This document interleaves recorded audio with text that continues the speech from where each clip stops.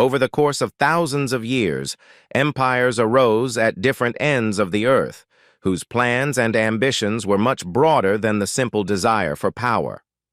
They chose places that allowed them to see beyond the horizon, a plateau where the wind did not extinguish the fire of their temples, valleys where water became the basis of life, the shores of the seas where trade turned cities into centers of attraction. Each of these civilizations left behind spaces carved in stone and planned as if the creators understood more than we are accustomed to attributing to the ancient world. Their architecture was not a collection of random solutions, but part of a unified logic that we are only beginning to recognize. Today, these places seem frozen in time. Powerful colonnades rise into the sky, the steps of ancient temples are still warm from the sun, and the ruined walls keep a silence that is more like an unfinished conversation. The empires have disappeared, but what they built still stands, as if waiting for someone to learn to read their language again. We will go on a journey through these stone chronicles and try to understand what exactly connected such distant cultures and why their achievements outlived their own peoples. In southwest Iran, where broad plains rise gently to the slopes of the Zagros Mountains, lies a place where ancient design can still be felt almost physically. Persepolis is not hidden in the depths of the desert and is not hidden among impassable hills.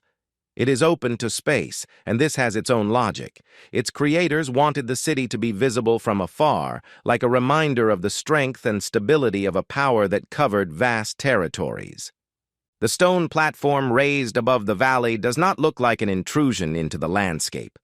On the contrary, it seems as if it has grown with it, forming a single whole, where architecture and nature reflect the ruler's intention to create a place that can survive time. As you climb the long steps leading to the upper terrace, you feel the space gradually opening up.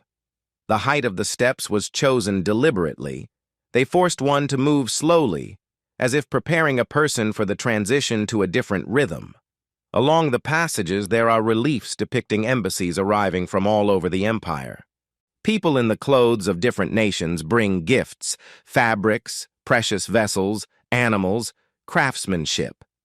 These scenes give the impression not of coercion, but of respect and participation in the shared political world that existed thanks to the unifying force of Persian power. The reliefs become a visual chronicle collected in one place, and this chronicle remains alive even after millennia. The upper platform reveals a space filled with wide lines of halls, portals, and columned courtyards. The columns, which are partially preserved, still rise above the ground, and their proportions allow one to imagine the grandeur of the buildings. Light passed freely through the open galleries, reflecting on the smooth stone. The architects sought not only an aesthetic effect, they created a place where the combination of light and shadow emphasized the significance of each site. The palaces of Darius and his successors were not ordinary residences. These were centers where delegations were received, ceremonies were held, and decisions were approved that determined the fate of vast territories. Space served as an expression of power, hidden not in demonstrativeness but in thoughtfulness. The layout of Persepolis was subordinated to the idea of order. The passages directed the movement so that the person followed a pre-designed path. The scale of the terraces and buildings evoked a sense of stability, and the architecture inspired the idea that power here did not rest on chance. Sculptural motifs, ornaments, and animal images complemented the composition, emphasizing the diversity of peoples and traditions that were part of the empire. In this multi-level combination of symbols, shapes, and proportions, one can see the desire to create a space where unity arises not through monotony, but through the harmonious coexistence of different cultures. Today, Persepolis has not been completely preserved, but its structure allows us to see how thoughtful the plans of the ancient masters were.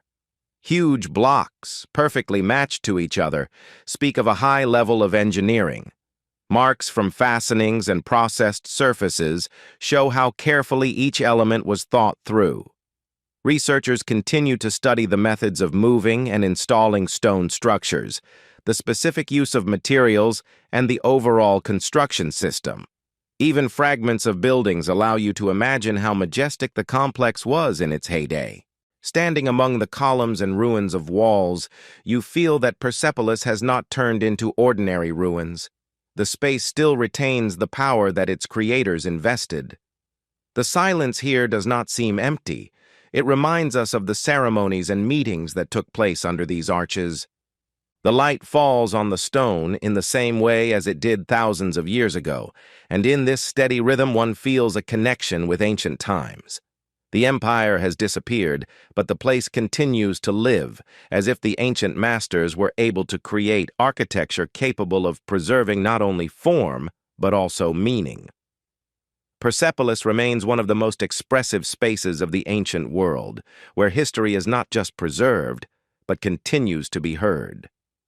In the Bekaa Valley, surrounded by the soft lines of the Lebanese mountains, lies a place that even today evokes wonder in its scale. Baalbek seems to be part of the landscape, but it is worth getting closer to understand. What the traveler is looking at is not just the ruins of an ancient complex, but a space where stone is subject to the will of people with extraordinary skill. Giant platforms and temples rise above the ground so confidently, as if time does not exist here. At first glance, it is clear that the architects sought to create not only a sanctuary, but also an image that should inspire respect in all who entered the area. Baalbek occupied an important position at the crossroads of ancient routes connecting the Mediterranean and the interior of the Middle East. This explains why the place acquired such a significant role in the religious and political life of different eras. Cultures changed here. Each people left their mark, but the overall structure of the complex was formed gradually, turning into one of the largest temple centers of the Roman world. When you climb the stone stairs to the temple grounds, you feel how the space expands. The platforms are so large that they seem designed for creatures much more massive than humans. Particularly noteworthy are the huge stone blocks lying at the base of the terrace. Some of them reach a length of more than 20 meters and weigh hundreds of tons. These blocks are set so precisely that it is almost impossible to insert a blade between them. Researchers still wonder how the ancient builders managed to move and lay such masses of stone. One part of the complex, known as Trilithon, consists of 3 blocks that are considered to be some of the largest processed stones ever moved by man in the ancient world. The appearance of these blocks makes an impression that is difficult to convey in words.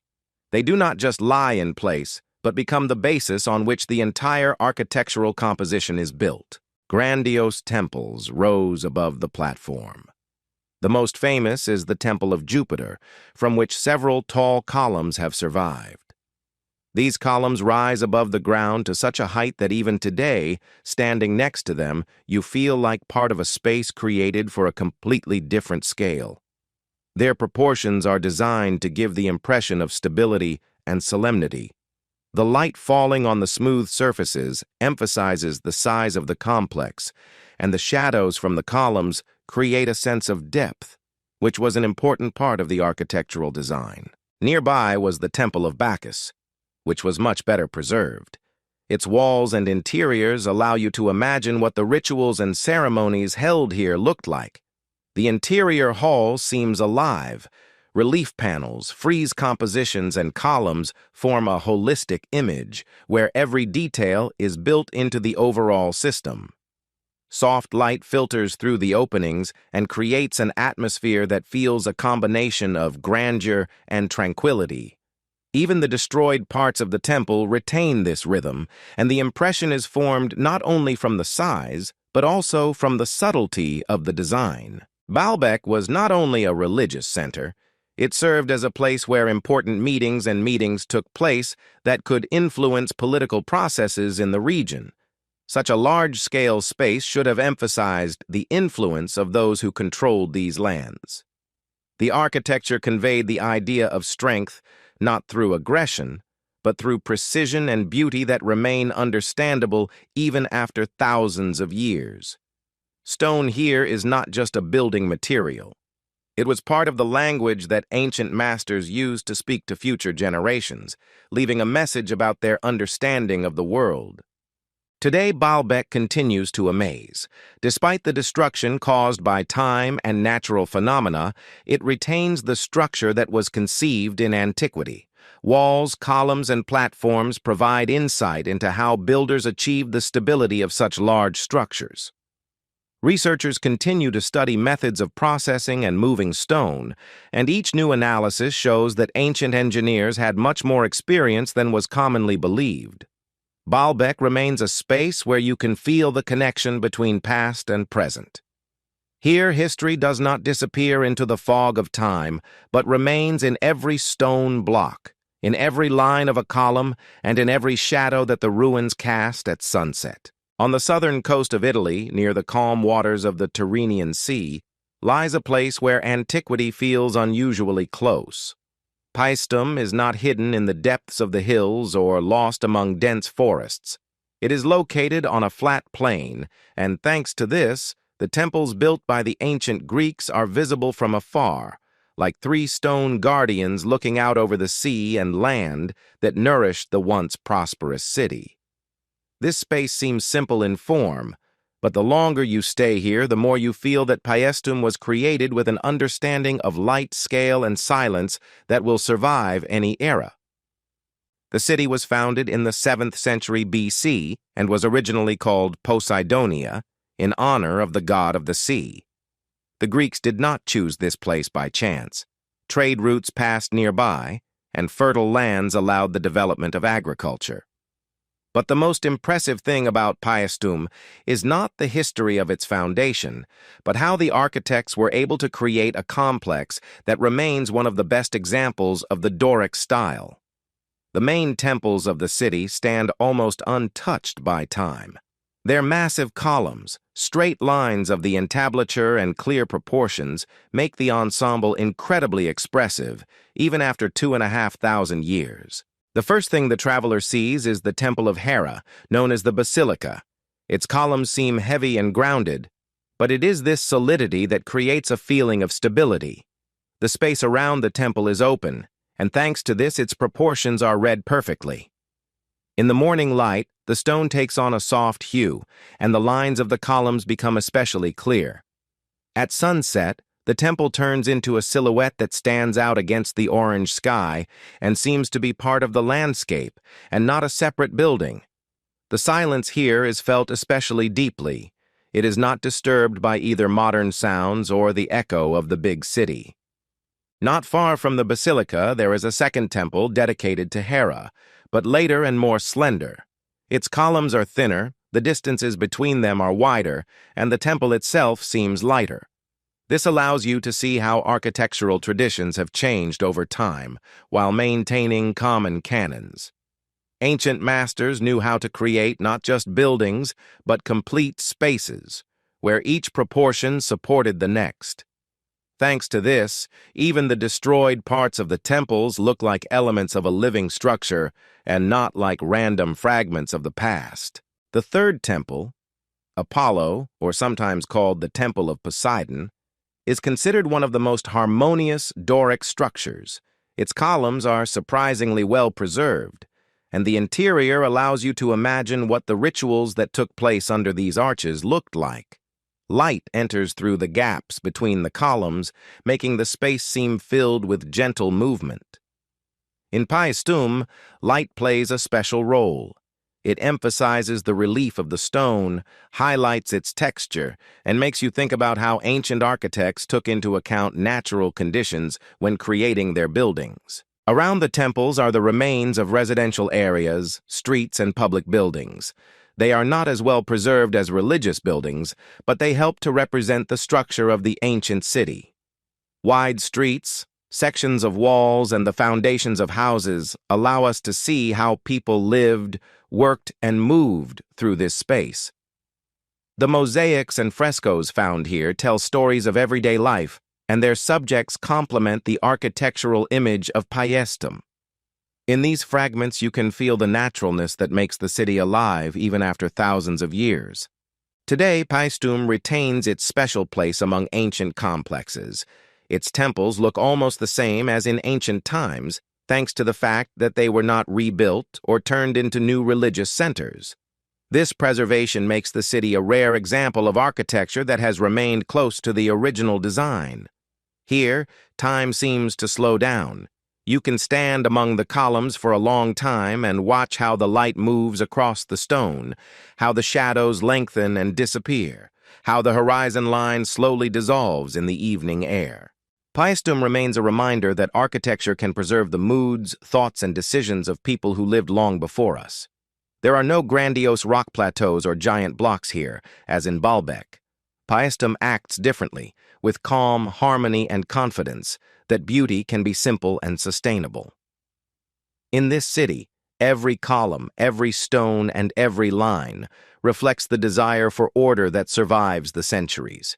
And it is precisely because of this clarity that Paestum remains one of the most expressive testimonies of the ancient world, which continues to resonate in our days. In the south of Egypt, near the border with Nubia, among dry stone hills, stands a place that for centuries has maintained a sense of silence, unlike any other ancient location. Abu Simbel is located on the shores of the huge Lake Nasser, but these rocks once looked over the Nile, serving as a road for travelers, traders, and soldiers. Here, deep in the desert landscape, Pharaoh Ramesses II ordered a temple to be carved into the rock, which would tell the world about his strength, achievements, and undeniable influence. But the architecture of this place speaks not only about power, it conveys the idea of time, which the pharaohs sought to stop inside the stone. The first impression of Abu Simbel occurs even before one gets closer to the temple. 4 gigantic statues of Ramesses II, carved directly into the sheer rock, rise to such a height that even to a modern observer it seems incredible that these figures were created by people. Their faces are calm, their gaze is directed into the distance, and the massiveness of their shoulders and torsos creates the feeling that they are guarding the entrance not to an ordinary temple, but to a space separated from the everyday world. Although one of the statues was damaged by an ancient earthquake, even its destroyed fragments retain a sense of presence that cannot be ignored. Beneath the huge figures is an entrance leading to a long corridor cut deep into the body of the rock. The interior space of the temple is designed as if it was thought out not only as a place of worship of the gods, but also as a path along which a person passes from light to twilight and then into a space filled with silence and expectation. Along the corridor, there are columns decorated with images of Ramses the Great in the form of Osiris. These columns look like living guards who accompany a person deeper into the temple. The light here is barely noticeable, but it is precisely because of this that the shadows fall especially softly, emphasizing the shape of the reliefs and lines. The main room of the temple is the sanctuary, located at the very end of the long axis, stretching almost 60 meters. Inside there are 4 statues: Ramses the Great, Amon-Ra, Ra-Horakhti, and Bird. Their size is smaller than the giants outside, but the atmosphere of the room creates a feeling of austere peace. Here lies one of the most unusual features of Abu Simbel. Twice a year, on the 22nd of February and the 22nd of October, the rising sun penetrates the interior of the temple and illuminates 3 of the 4 statues, leaving Ta in the shadows as a deity associated with the underworld. The fact that the ancient masters were able to build the temple so precisely that the sun's ray reached the desired point, precisely on these days, evokes admiration even among modern engineers. The history of Abu Simbel is not limited to the era of the New Kingdom. In the 20th century, the temple was threatened with extinction when the construction of the Aswan High Dam led to the creation of Lake Nasser. The water would have completely flooded the valley, and Abu Simbel would have been hidden forever under the water. To preserve the temple, an international expedition decided on an unprecedented project. The temple was cut into huge blocks and moved to a higher place where it still stands. The work lasted 4 years, and the result allowed the ancient complex to be preserved almost in its original form. This transfer was one of the most complex engineering projects of the 20th century and showed how important the heritage of the ancient world is to humanity. Today, Abu Simbel continues to make an impression that is difficult to put into words. In bright sunshine, the statues look especially stern, but during the hours of dawn and sunset, the stone takes on a soft golden hue, and the figures seem to change their facial expressions. Silence here seems to be part of the architecture.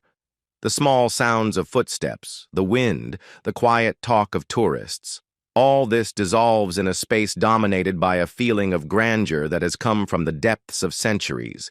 Abu Simbel is not only a monument to the era of Ramses the Great. This is a place that shows how ancient civilizations understood time, power, and memory. The temple was designed to impress, but it does so in more ways than just its scale. It shows how harmoniously the ancient masters combined art and engineering knowledge. Stone, light, proportions, all this serves a single purpose: to preserve the connection between man and history. In the heart of the Syrian desert, where the day is filled with dry light and the night brings cold, lies a city that was once the crossroads of the worlds. Palmyra rises from the sand, not as a forgotten oasis, but as evidence that even in the midst of a merciless landscape, a space can emerge that can unite different cultures, ideas, and peoples. Its origin is associated with trade routes that pass through the desert between the Mediterranean Sea and the distant lands of the East. Caravans loaded with goods stopped here, and the city gradually turned into a hub connecting the space from Rome to Persia. The landscape around Palmyra seems motionless, but it is this stillness that makes the city especially expressive. When you look at its colonnades, you feel that they are not just built along ancient streets. They rise above the desert so confidently, as if they were created to withstand time. The main colonnaded street stretches for a considerable distance, and its rhythm shapes the structure of the entire complex. Each column is part of the overall composition, which leads the traveler through a space once filled with life. The wind passing between the stone trunks enhances the feeling of architecture created not only for beauty, but also for movement. The center of Palmyra was the Temple of Bel, one of the most majestic buildings of the ancient East. Its massive walls and huge courtyard show how significant the place was for the city's inhabitants. The temple combined elements of different traditions: Greek, Roman, Oriental. The architects sought to create not just a sanctuary, but a space that reflected the multi-layered culture of the city. The courtyard was once surrounded by galleries, and reliefs and friezes decorated the walls, making the temple not only a place of worship, but also a symbol of wealth and stability. The road leading from the temple to the city center passed through a monumental arch, which served as a kind of transition between different zones. The arch was not just an entrance. It formed the axis along which the main streets and buildings were distributed. Its proportions and design emphasized the architect's desire to give the city a structure based on order and symmetry. Even today, despite the destruction, this place retains its impression. The fragments of the arch continue to reflect light, and the remaining elements show how carefully every detail was calculated. One of the main symbols of Palmyra was its theater. It is not different in scale from the largest Roman amphitheaters, but its location creates a special atmosphere. The theater is built so that the open desert spaces remain part of the spectacle. The stone seats rise up in smooth lines, and the upper rows offer views of the city and the surrounding valley. The theater became a place for meetings, performances, and social events. It brought residents together, and its architecture reflected the desire to create a space that worked not only as a place of entertainment, but also as a platform for communication between different sectors of society. Palmyra is also famous for its tomb complexes. The tower tombs, located near the city, have retained a special shape, characteristic only of this region. These tombs gave the appearance of stone towers rising out of the desert, and inside them were sculpted portraits of the families who lived in Palmyra. These images are extremely expressive. The people's faces are made with attention to detail, and they seem to look across the centuries, preserving the memory of those who created the city. The destruction that Palmyra has experienced in recent decades has greatly changed its appearance, but even what remains continues to tell the story. Columns standing in a line, fragments of walls, parts of friezes and sculptures. All this looks like a frame that holds the memory of the time when the city was the center of desert life. Researchers continue to study Palmyra, and every element of it confirms how important the city was for cultural exchange between East and West. Traditions, customs, and ideas met here, and this multi-layeredness can still be read in the stone structures. Today, Palmyra is a place that evokes not only admiration, but also a sense of responsibility for preserving its heritage. Its ruins remind us how fragile even what seems eternal can be. However, even in its current state, Palmyra remains one of the most expressive evidence of the ancient world. In its silence, one can hear the echoes of the voices, steps, and conversations of those who walked along the colonnaded street. Palmyra lives on in the line of light shadows that move across its stones and in the stories it left for future generations. On the coast of Libya, where the Mediterranean Sea meets a line of desert dunes, stands one of the most dramatic cities of the Roman era. Leptis Magna was hidden for a long time under layers of sand, and it is thanks to this that its ruins have retained their extraordinary integrity. Here the silence does not seem empty. It is filled by the presence of stone arches, colonnades, and streets stretching into the distance, as if the city had just fallen asleep and was waiting for the moment to come to life again. When you first approach Leptis Magna, you see only part of the buildings, but after a few steps, the space opens up so widely that it becomes clear. This was a city created not only for life, but also for demonstrating power and wealth. The city gates greeted travelers with an arch known as the Arch of Septimius Severus, whose name is forever associated with the heyday of Leptis Magna. The arch stands at the intersection of roads, and its massive forms set the rhythm for the entire complex. The reliefs decorating the upper part are not completely preserved, but their lines are still noticeable, and one can imagine what they looked like in the era of the empire. Under this arch began the main street of the city, a wide avenue lined with large slabs. Its flat surface and strict geometry show how important order was to Leptis Magna, reflected in architecture. One of the most expressive buildings in the city was the market. Its round squares, surrounded by columns, created a space where trade became not just the exchange of goods, but a part of public life. Fish, grain, fabrics, and handicrafts were sold here. Some of the counters and niches are so well preserved that you can see traces of fastenings and smooth surfaces of stone tables. The market was carefully organized, and this shows how thoughtfully Leptis Magna approached urban functions. Moving further along the main street, you can see the theater built into the hillside. Its rows rise in even arcs, and from the upper tiers a view of the sea opens up. The theater was used for both performances and public meetings. Its architecture combines Roman planning and local features. It is this combination that makes Leptis Magna unique. The stone staircases leading upstairs remain almost unchanged, and one can imagine how residents climbed them on clear summer evenings to see a play or hear a performance. However, the real heart of the city was the port. Leptis Magna emerged as a trading center, and the sea harbor provided connections with Carthage, Egypt, Rome, and other areas of the empire. The remains of breakwaters and piers show how powerful this part of the city was. Near the port there were warehouses, baths, and workshops. Life was in full swing here, and it was here that Leptis Magna became one of the most important economic centers of the Mediterranean. Not far from the port is the Forum, a large open space surrounded by colonnades. The forum served as a place for meetings, discussions, and official ceremonies. Its smooth surface and clear lines create a feeling of balance. Now there is silence here, but it is easy to imagine it filled with voices, footsteps, the clinking of metal vessels, and the hum of public life. In the center stood statues of emperors and local rulers, many of which have survived in fragments. One of the most impressive buildings of Leptis Magna were the baths. They served not only as a place of relaxation, but also as a symbol of the well-being of the city.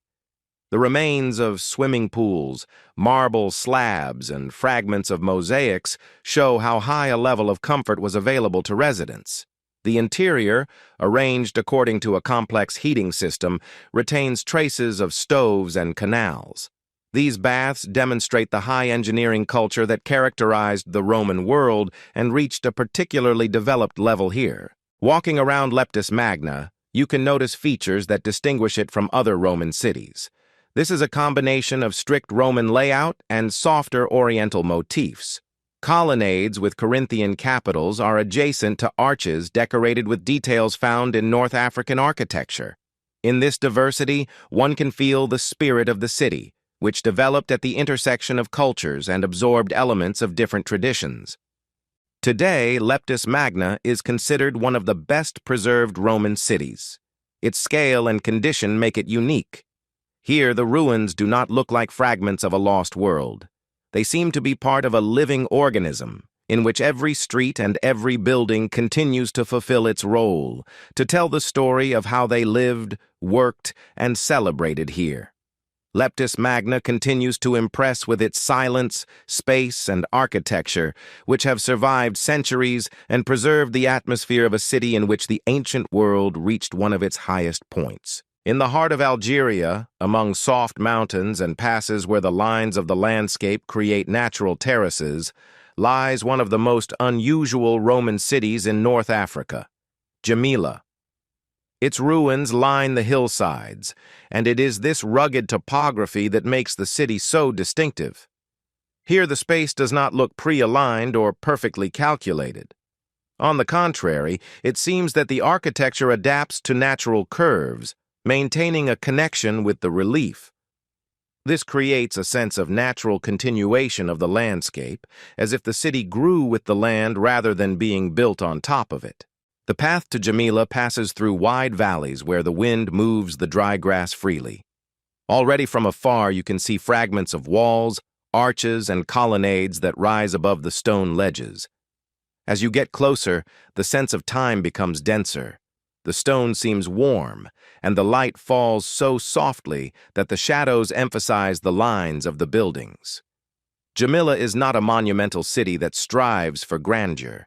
It creates an image of an urban space that has retained a living structure despite the destruction. One of the central elements of Jamila is the Forum. It is located on a natural platform, and its structure emphasizes the relationship of the city with the terrain. The square is surrounded by fragments of walls and column bases. Despite the fact that much has been destroyed, the shape of the Forum remains legible, a rectangular line, neatly laid out slabs, places where statues once stood. The Forum overlooks the hills, and this perspective creates the feeling that the city was part of a larger natural space. Nearby is the Basilica, a long building used for courts and meetings. The remains of its colonnade rise against the mountain sky, their vertical lines contrasting with the soft shapes of the hills. Inside the basilica, the space feels almost intimate. Light penetrates through the destroyed openings, falls on the stone slabs, leaving warm reflections. This space maintains solemnity without being overwhelming. It creates a feeling of calm order, characteristic of Roman cities. Nearby are the remains of the Temple of Septimius Severus. This temple was once one of the main religious buildings of the city. Its facade stood on a high terrace overlooking the adjacent streets in the valley. Massive bases, steps, and fragments of columns have survived to this day. The architecture of the temple emphasized not only religious significance, but also the desire for harmonious proportions. Even destroyed elements create a feeling of severity and symmetry. One of the most expressive sections of Jamila is its neighborhood network. The streets stretch in uneven lines, rise up, then go down. They are paved with stone, and along them it is easy to imagine the movement of people, artisans, and merchants. In some areas, water supply channels and drainage ditches have been preserved, showing the thoughtfulness of the urban infrastructure. Despite the compactness of the city, the entire space is organized so that movement is smooth and convenient. Residential areas are located near community centers. The houses have foundations, courtyards, and rooms separated by neat partitions. Some buildings retain traces of hypocausts, floor heating systems. Even in ruins, it is clear that the people of Jamila valued practicality and comfort. The spaces of the houses are organized to be protected from the wind and at the same time receive enough light. The theater attracts special attention, small but very expressive. It is built into the side of a hill, and its steps rise in even arcs. The upper rows offer views of the valley, and the stage is oriented to be illuminated by soft daylight. The theater creates the feeling of a space where culture was an important part of life. Despite its modest size, it conveys the atmosphere of the Roman tradition, where public performances were of great importance to society. Nearby is a market, a space where trade played a central role. The remains of shops, warehouses, and trading areas have preserved a structure that allows one to imagine the liveliness of the place. Agricultural products, handicrafts, and ceramics were sold here. It was a center of exchanges where the paths of city residents and people from surrounding settlements crossed. Another significant element of Jamila is the Arch of Caracalla. It stands on the border of the city, creating a symbolic entrance. The arch is decorated with powerful projections and decorative elements, despite the fact that part of it has been lost. She looks solemn, and her presence emphasizes the status of the city. Walking under the arch, you feel how the space seems to open up before you, connecting architecture and nature. Jamila is surrounded by hills that create the feeling of a natural amphitheater. This place seems protected, but at the same time remains open to the sky and light. The wind passes freely between the ruins, creating a light sound that becomes part of the atmosphere. Standing on one of the terraces, you can feel the rhythm of the space, calm, even, stable. Today, Jamila remains one of the most impressive archaeological sites in North Africa. It does not surprise with its scale, like Leptis Magna, and does not strive for harmonic rigor, like Tingad. Its strength lies in the combination of architecture and relief, in the way the city adapted to the hills, how the lines of the buildings followed the line of the land. Jamila reminds us that an ancient city can be alive not due to monumentality, but due to naturalness and precision that survive centuries. On the western coast of Asia Minor, close to the curved line of the Aegean Sea, lies one of the most expressive cities of the ancient world. Ephesus lies in a soft hollow between the hills, making its streets and colonnades seem like a natural extension of the landscape. There are almost no sudden changes in heights. The space opens up smoothly, just like the history of this place. Ephesus was a major city long before it became part of the Roman world. It developed under the influence of Greek culture, then entered the orbit of Hellenism, and later into the vast empire that gave it the appearance that we see today. When you approach Ephesus from the modern road, the ruins seem to stand apart. But as soon as you walk a few dozen steps, the space begins to come to life. The first significant structure is the Marble Road. Its wide slabs reflect light as if they had been recently polished. The road leads down, bending slightly, and from here you can see the main axis of the city. The rhythm of the columns, preserved fragments of walls, statues, and marble fragments create a feeling of movement, as if the city was not destroyed, but simply stood still for a moment. One of the most impressive buildings in Ephesus is the Library of Celsus. It stands in the lower part of the city, and its facade still retains a grandeur that is difficult to compare with the past centuries. Tall columns, Carefully crafted niches and graceful statues located between them form the image of a space created not only to store knowledge, but also to emphasize the cultural status of the city. The Library of Chalcis was not just a building. It was a symbol of Ephesus's connection with the world of learning and philosophy. When you look at its facade, you feel that the architects sought to preserve in stone the image of the harmonious order characteristic of the Hellenistic tradition. Next to the library is the Gate of Mazias and Mithridates, a spectacular entrance to the city agora. This market was the center of trade and social life. Its square was surrounded by arches, columns, and rows of benches. Much has collapsed, but the layout is still clear. The wind passing through this space enhances the sense of ancient rhythm. It is easy to imagine how voices sounded here, how merchants offered their goods, how conversations took place between residents and travelers who arrived in Ephesus by sea or by land. As you walk up Querete Street, you can feel a smooth transition from one area of the city to another. The street is named after the Queretes, a priestly group that played an important role in rituals and celebrations. There are fountains, statues, temples, and houses, among which the house of a wealthy family, decorated with frescoes and mosaics, especially stands out. Despite the destruction, some of the images have been preserved so well that you can see details of clothing, household items, and floral patterns. This reminds us that Ephesus was not only a social center, but also a city where a culture of private life actively developed. In the upper part of the city, there is a theater, one of the largest structures of its kind in the ancient world.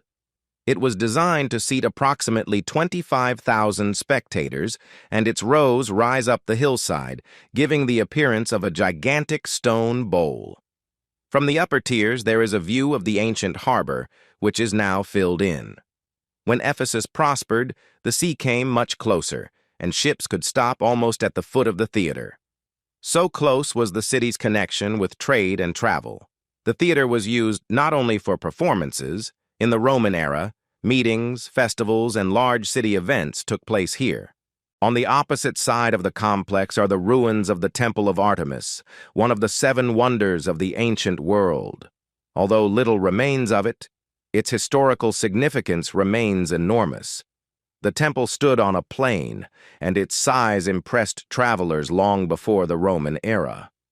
The architectural style combined elements of the Ionic order, and it was here that a space was created in which religious traditions were intertwined with the wealth and culture of the region. Even those few fragments of columns that remained in place remind of the size of the structure. Ephesus was not only a religious, cultural, and economic center, but also a city with a powerful infrastructure. Water canals, rainwater collection systems, thermal baths, public toilets, and many other elements of urban engineering show how carefully the city's masters thought about its design. Traces of cisterns and canals have been preserved, showing how water was distributed between different quarters. Thanks to this, residents were able to enjoy amenities that are admirable even in the modern world. Today, Ephesus remains one of Turkey's most visited archaeological sites. But despite the flow of travelers, the city maintains an atmosphere of silence. It appears in moments when a person is left alone among the columns or looks at the road going into the distance. Silence emphasizes the harmony that the creators wanted to put into this space. Even destroyed elements retain their role.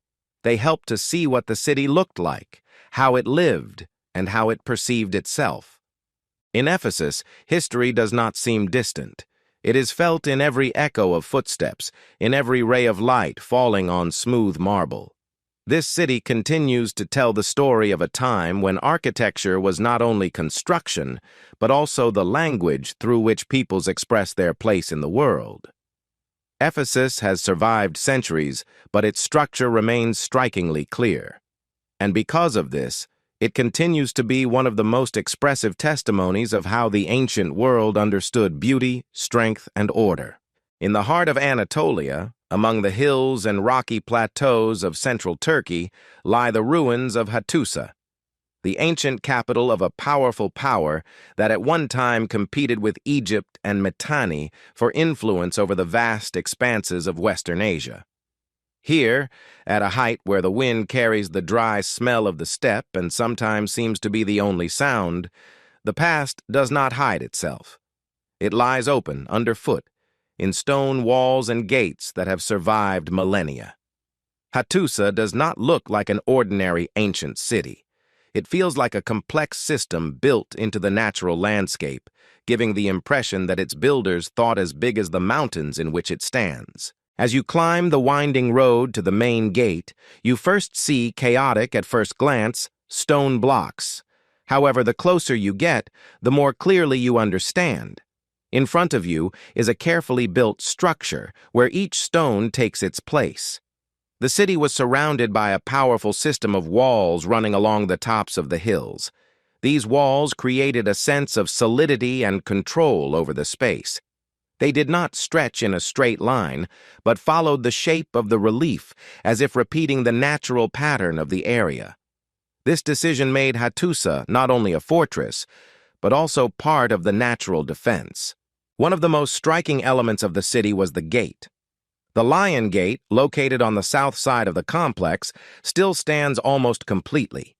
Two massive sculptures of lions carved from monolithic stones seem to guard the entrance to the city. Their eyes, bordered by clear lines, are directed forward, and this makes their gaze seem alive. The lions symbolized not only strength, but also protection, and the gate itself served as a reminder of the status of the capital, a place where power was not just an idea, but part of the everyday structure of the state. A little further are the so-called Sphinx gates. They are decorated with relief images of mythological creatures, with the body of a man and the head of a bird of prey. Sphinxes in Hut culture served as guardians of spiritual order, and their presence emphasized the sacred significance of the upper part of the city. This zone was not just an administrative center. There were temples, sanctuaries, and spaces where rituals took place that linked the power of the ruler with the gods.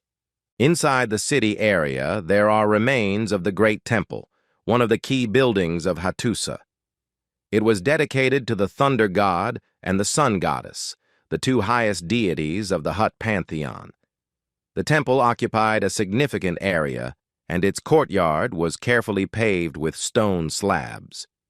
The priests held ceremonies here, on which the most important decisions of the rulers depended. The temple's architecture did not display excessive wealth, but its strict forms and clean lines conveyed a sense of stability and respect for tradition. A little north of the city center is Yerkoi, the famous stone gallery carved into the rock. The walls of this passage are decorated with reliefs of gods, procession scenes, and symbols of power. Despite the fact that the reliefs are partially damaged, their composition remains readable.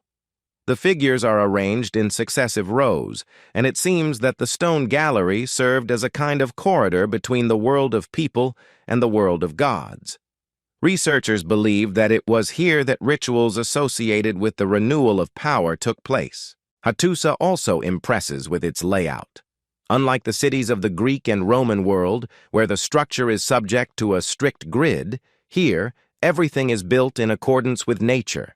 Houses, administrative buildings, temples, and open spaces are placed on different levels, creating a sense of the city gradually opening up. Each part of Hattusa seems independent, but at the same time built into the overall system. It is this layering that gives the place a sense of depth, as if the city was conceived as a model of the world order and not just a residential center. For all its power, Hattusa was not eternal. After internal conflicts and external pressure, the empire gradually weakened. The city was abandoned, its walls were destroyed by the wind, and its wooden structures disappeared. However, the stone preserved the shape of the city so well that today it is easy to imagine how processions moved along its streets, how decisions were discussed in the squares, and ritual songs were sung in the temples. Today, Hattusa remains one of the most impressive archaeological sites in the region. Standing among its walls, you feel a smooth, dry wind, which seems to carry the memory of those who lived here. The space of the city does not oppress. It opens itself slowly, allowing you to listen to the silence in which traces of the former power are preserved. Hattusa goes on to tell the story of an empire that disappeared but left behind a stone image of a world where order and power were not just political ideas but parts of the landscape itself. In Western Asia Minor, among soft hills and fertile valleys, lie the ruins of a city that was once the heart of the great Lydian kingdom. Sardis is located at the foot of a mountain range, where the reddish color of the soil makes it stand out from the surrounding area. This is a place where nature and architecture come into rare harmony. The landscape seems created to highlight the features of the ancient city. When you walk along the road leading to the central part of the excavations, it becomes clear why the capital of a power known for wealth, crafts, and trade arose here. Sardis was not just an administrative center. It was the city where important traditions and innovations began that changed the economic history of the region. It was here that the rulers of Lydia began to mint the world's first coins from an alloy of gold and silver called electrum. Thanks to this, Sardis became the most important junction of trade routes connecting the eastern regions with the Greek world. But even such significant achievements do not explain the impression that the ruins make. The true strength of the city is felt in its time-tested structure. One of the key buildings of Sardis was the monumental Baths Gymnasium. These two spaces, the Baths and the Physical Education School, were combined into one grandiose architectural composition. The facade, decorated with columns and arches, rises so harmoniously that even destroyed elements retain an integral structure. When you stand in front of this building, you feel the scale that was characteristic of cities of Hellenistic and Roman times. The interior of the thermal baths had a complex system of heating, water supply, and ventilation. Some marble slabs remain in place, and their smooth surface still reflects light. The gymnasium was located immediately behind the baths. It was a training center where young residents of the city engaged in physical training and studied various disciplines.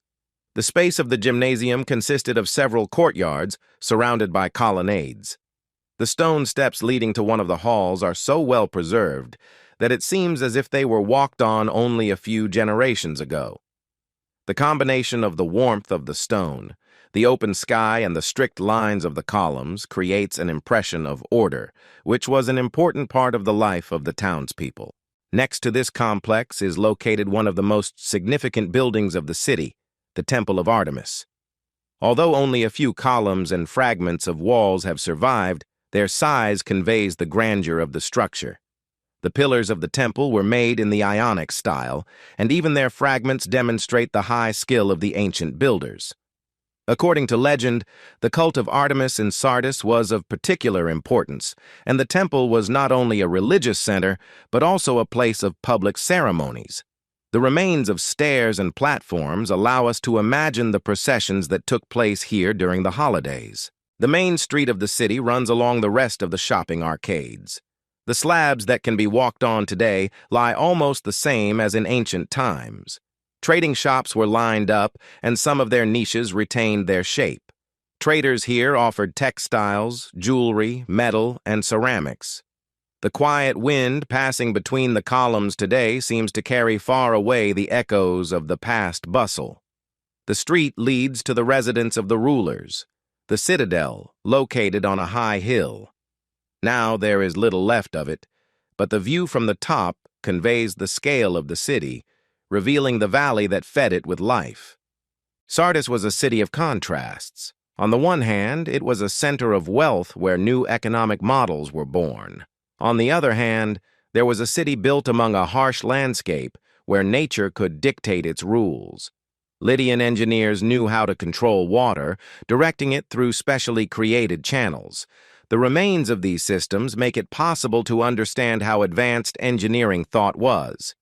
Even now, when many elements have been destroyed, you can see how water entered the city and was distributed between houses, baths, and workshops. One of the unique sights of Sardis is the complex known as the synagogue.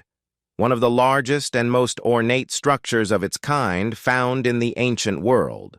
Floor mosaics, remains of marble tables, and inscriptions indicate a strong and influential community that existed here in Roman times.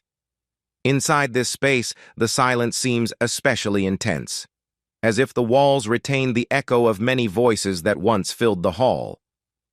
Today, Sardis remains an archaeological site that allows you to see how different eras were connected: Lydian, Persian, Hellenistic, and Roman. Each layer has left its mark, but they all combine into a whole picture. Stone blocks, columns, walls.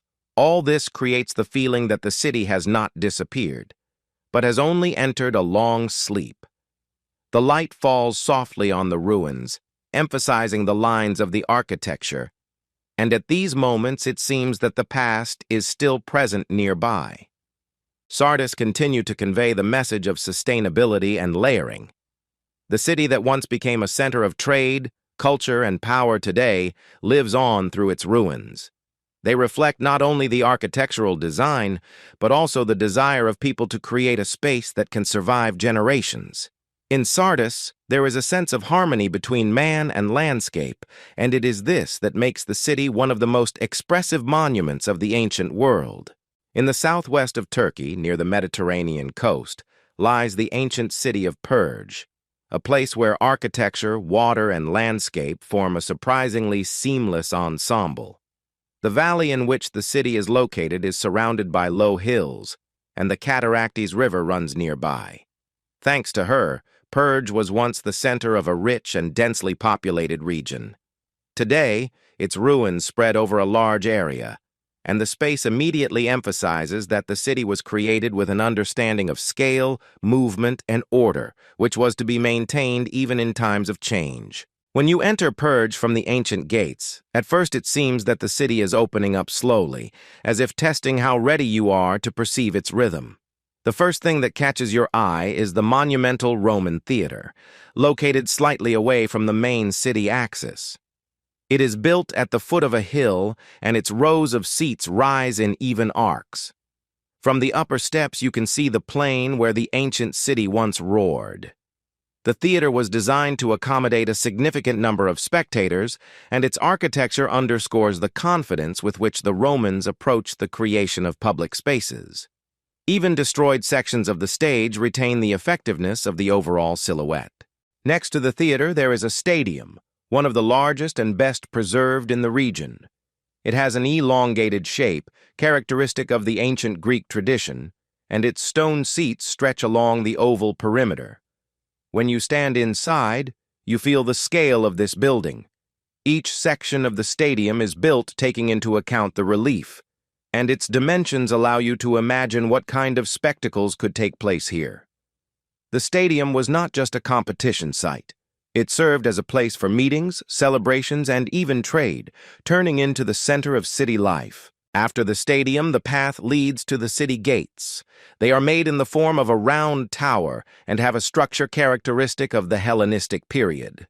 This area has always been one of the symbols of Perge, since it is here that the main axis of the city begins, a long colonnaded street that stretches for a considerable distance. Columns are located on both sides of the road, and even those that are destroyed remain part of the overall pattern of the street. The rhythm of the columns creates a sense of movement, which was an important part of the urban space. A special feature of Perge is the water system integrated into the architecture. There is a long water channel running through the center of the main street, along which water once gurgled. The channel is divided by small bridges and decorative elements. This waterline served not only as decoration, but also as a way to cool the city on hot summer days.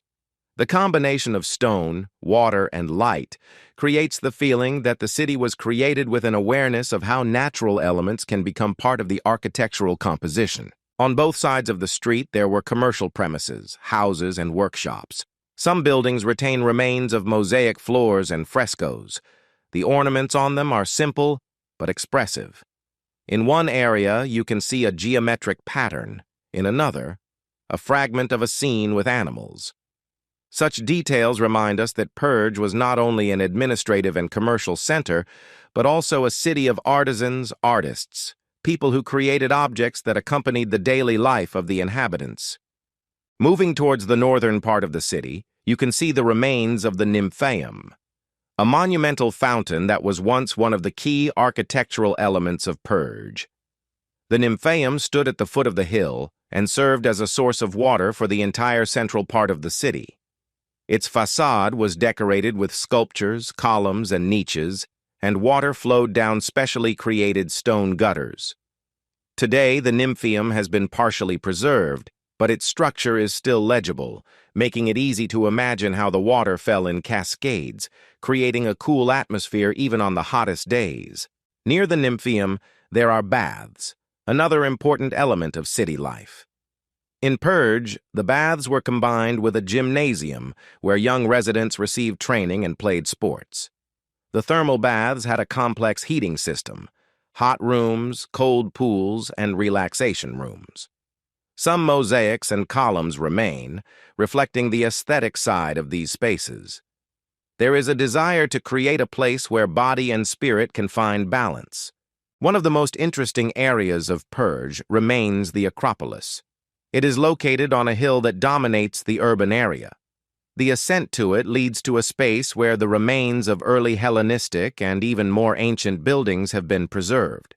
From here, a panorama of the entire city opens up, and it is from here that Perge's connection with the surrounding nature is best felt.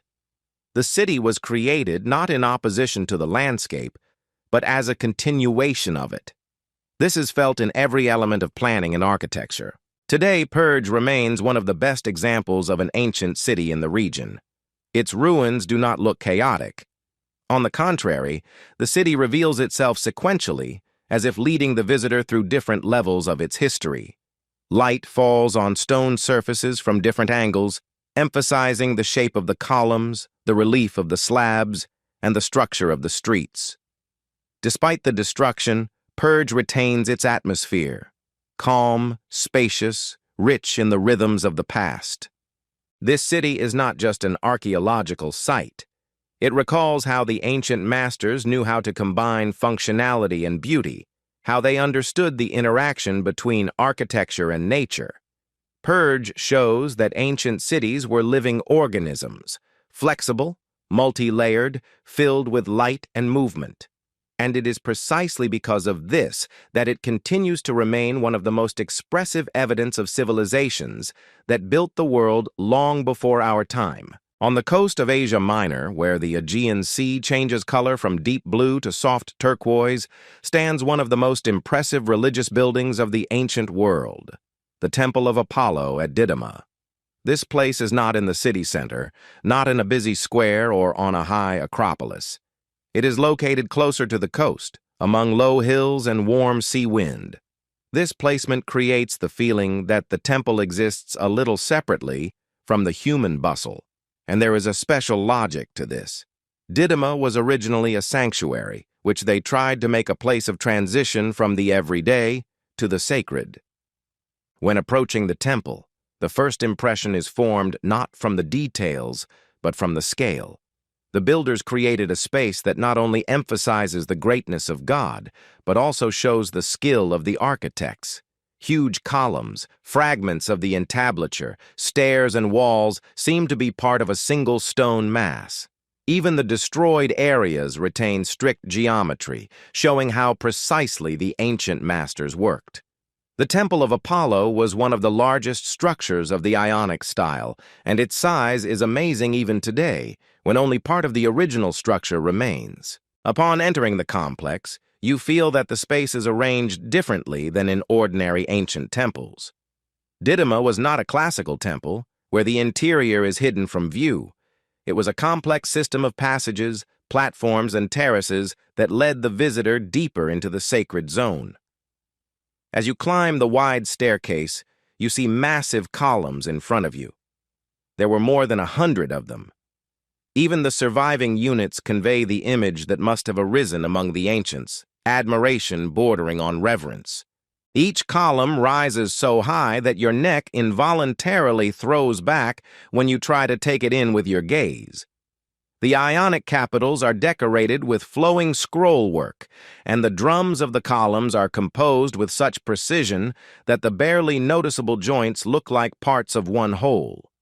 In some places you can see traces of carved decorations, fragments of spirals, leaves, and lines that emphasize the grace of the columns. The light falls on the stone so that the surface seems alive. In the morning it is cold and gray, and by midday it turns into warm gold. But the real peculiarity of Didyma is revealed after you pass the colonnades. The space inside the temple was arranged in an unusual way. In the center was a huge open courtyard surrounded by high walls. This place created a feeling of isolation from the world. There was an oracle here that enjoyed great fame. People came from different regions to hear predictions that, in their opinion, reflected the will of Apollo. The high walls of the courtyard created a silence that was not like usual. Even the wind sounded different here, as if passing through the stone layers of the past. One of the most impressive elements of the interior space is the two giant corridors leading from the upper terrace to the main courtyard. These passages resemble canyons carved by human hands. High walls rise overhead, and between them there remains a narrow strip of sky. The corridors create the effect of a gradual transition. First the light becomes softer, then the space cools down and the silence intensifies. Ancient architects used this play of light and shadow to prepare the visitor to encounter the sacred center. The courtyard, to which corridors lead, is the most unexpected element of the temple. It is open to the sky and surrounded by walls several tens of meters high. This courtyard formerly housed a small sanctuary and a sacred spring. The source was considered a place through which God could manifest his will. It is because of this that water became an important part of the rituals associated with the oracle. Today, the spring has dried up, but stone foundations and traces of channels show where it was located. When you stand in the center of the courtyard, you feel that the space retains a sense of ancient power, even if its original function has been lost. Fragments of inscriptions left by visitors have also been preserved. Some of them are dedicated to gratitude for the responses received, others to requests for patronage. These inscriptions create the impression that the walls of the temple preserve the voices of those who came here for help. The sense of presence is enhanced by the fact that sounds in this courtyard travel in a special way. Even when spoken quietly, the words seem deeper. Didyma was not only a religious center, it served as an important part of the political and cultural life of the region. Rulers and generals came here to receive signs and predictions. This place influenced decisions that could change the fate of cities and states. The architecture emphasizes this role. It creates a transition from the open world to a closed space, where a person should feel closer to divine power. Today, the Temple of Apollo in Didyma remains one of the most expressive monuments of antiquity. It is easy to feel the atmosphere of the time here, despite the destruction. The columns, walls, corridors, and open courtyard continue to live, preserving the structure put into them by the hands of the architects. In Didyma, you can feel an unusual harmony between light and shadow, between stone and air, between space and silence. This makes the temple not just an archaeological site, but a place that even today allows you to feel the breath of the ancient world. In the northeastern part of Jordan, where the desert becomes flat and calm and the horizon fades into a soft haze, lies al-Jimal, an ancient city built almost entirely of black basalt. This feature can be seen from afar. Dark walls, towers, arches, and houses stand out against the background of light sand. The city does not hide in the landscape, but does not seek to dominate either. It seemed to have grown directly from solidified lava, preserving the structure of time when caravans passed through here. Artisans, traders, and warriors lived here.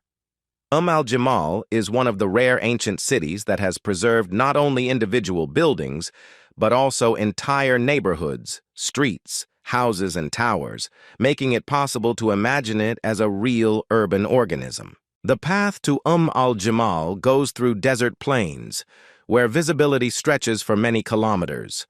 As you approach the ruins, the light begins to reflect off the black walls, creating the feeling that the city is breathing the warmth of basalt. El-Jamal is not as colorful and ornate as the Roman cities of the Mediterranean. Its architecture is austere, devoid of marble and complex ornaments, but it is precisely this austerity that makes it expressive. Each building appears durable, as if designed to withstand time, wind, and desert conditions. One of the most noticeable elements of the city is the system of tower houses, unique structures for the region. These houses served as both housing and fortification. The black walls rise several levels, and the narrow openings give an idea of how people protected themselves from the heat and wind. Such houses create an unusual vertical rhythm of the streets. In some places, they stand in dense groups. In others, they form small alleys leading to courtyards. Despite the fact that the roofs have long disappeared, the structure of the rooms remains clear, and the shadows cast by the walls turn the space into a play of light and massive forms.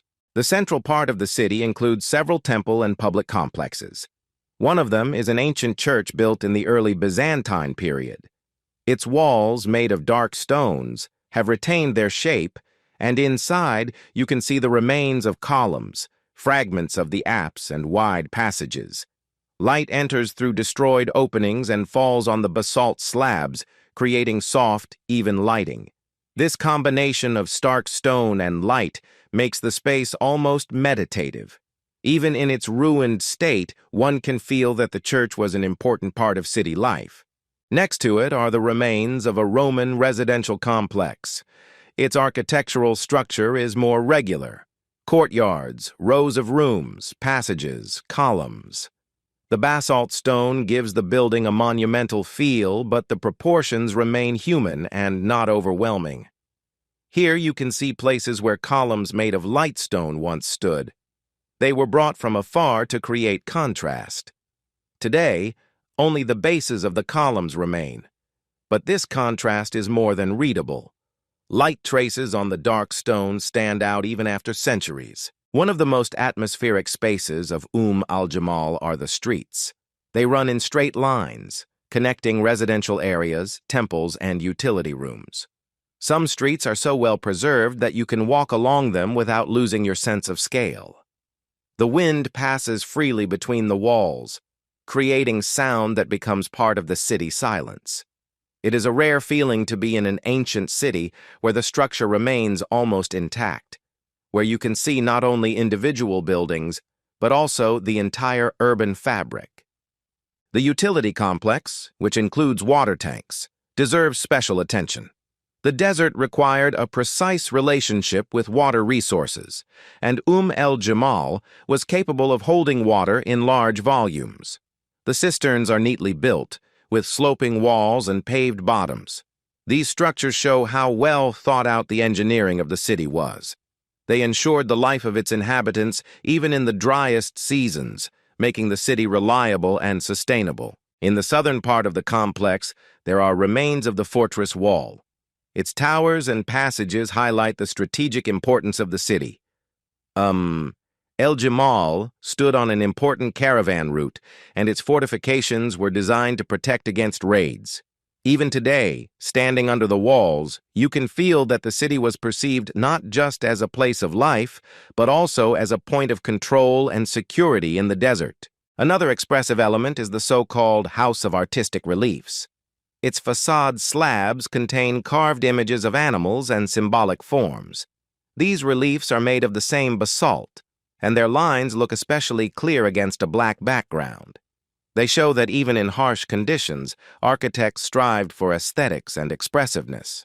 Despite the fact that al-Jamal is often called the Black City of the Desert, its atmosphere is surprisingly soft. The light on basalt does not look gloomy. On the contrary, a dark stone makes the colors of the desert, beige, golden, pinkish, brighter. Here you can feel the tranquility of the space, which does not strive for greatness, but remains integral and harmonious. Today, al-Jimal is one of the quietest archaeological sites in the region. There are no noisy crowds here, and the silence makes the city especially expressive. Standing among the tower houses, you can feel how the space retains the rhythm of the past. This city is not about marble beauty or monumentality. It is about resilience, adaptability, and the ability to create lasting architecture from what the earth has given.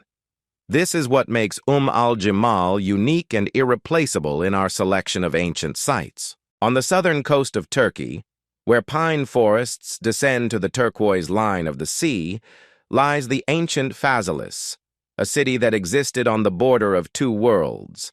On one side is a mountain range rising with powerful dark lines. On the other, there are three quiet bays, protected from the wind, so harmoniously integrated into the landscape that it seems as if they were created specifically for the city. Phasaelis was not a huge metropolis, but its location and structure made it one of the most distinctive port centers of the ancient Mediterranean. The ascent to Phasaelis passes through a narrow strip of forest where the smell of pine mixes with the humid sea air. When the trail opens, the city appears immediately and completely. There are no massive walls hiding the internal structure. Phasaelis reveals itself immediately. Bays, coastlines, fragments of walls, ruins of a theater, and a long main street that goes deep into the island of land. The space seems solid and quiet, as if this city has always lived in the rhythm of the sea, gradually absorbing wavelines, light, and the breath of the wind. The main structure of Phasaelis is the three harbors. The northern bay comes almost close to the forest, creating a feeling of privacy. The southern bay is more open, with a soft, sandy shore along which it is easy to imagine the movement of ancient ships. The central harbor was the most important. Its stone piers protrude into the sea in straight lines that have retained their shape. It was here that trade operations took place. Ships arrived, and journeys deep into the mainland began. The entire space of the harbors creates the feeling that the sea was not just a border, but the basis of the life of the city. From the central harbor deep into Phasaelis, there is a main street, a wide processional path paved with large stone slabs. On both sides of the street, the foundations of shops, workshops, and small public buildings are visible. Despite the destruction, the structure of the street remains remarkably clear. It is straight, open, and fragments of walls, arches, and niches stretch along it. The light falls softly on the stone surfaces, highlighting the shape of each slab, and it seems as if the street still retains traces of the movement of the people who once filled it. There is a theater located not far from the street. It is built on a natural slope and faces the sea. The theater is small, but its proportions create a feeling of harmony. The rows of seats rise in even arcs, and the stage is positioned so that not only the city, but also the horizon line is visible from it. Standing on the upper steps, you can imagine how the performances were accompanied by the sound of waves, how the voices of the actors echoed the wind. The theater creates the feeling that the city did not separate everyday life and art. They existed together in the same rhythm. Behind the theater are the ruins of the Acropolis. It rises onto a rocky terrace, and even in its ruined state, it is clear that the Acropolis was protected by natural slopes. Fragments of walls, small rooms, and remains of towers have been preserved here. The polished edges of the slabs show that this space was not only defensive, but also administrative. From the Acropolis, there is a view of the entire Phasaelis, 3 bays, forests, narrow strips of roads, and the sea. In this panorama, you can feel how precisely the site for the city was chosen. One of the most impressive places is the remains of the aqueduct. It passed along forest slopes, bringing water to the city from mountain springs. Fragments of arches standing among pine trees look especially powerful.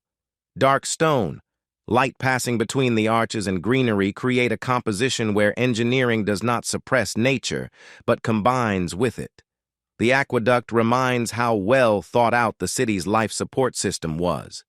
In the center of Phaselis are the thermae, large public baths. Their walls, built of massive stones, preserved the structure of the halls, passages, and pools. In some places, holes for hot air circulation are visible. The light falls inside through the destroyed openings, and this creates a feeling of spaciousness. Thermal baths were an important part of city life. People relaxed, socialized, and discussed news here, without unnecessary luxury, but with functionality that can be felt even now. Phaselis is surrounded by nature, and this is its main difference from many port cities. It is not overwhelmed by industrial elements or oversaturated with massive architecture. The city seems to be dissolved between the sea and pine trees. Stone, wood, water, everything is folded into a single space.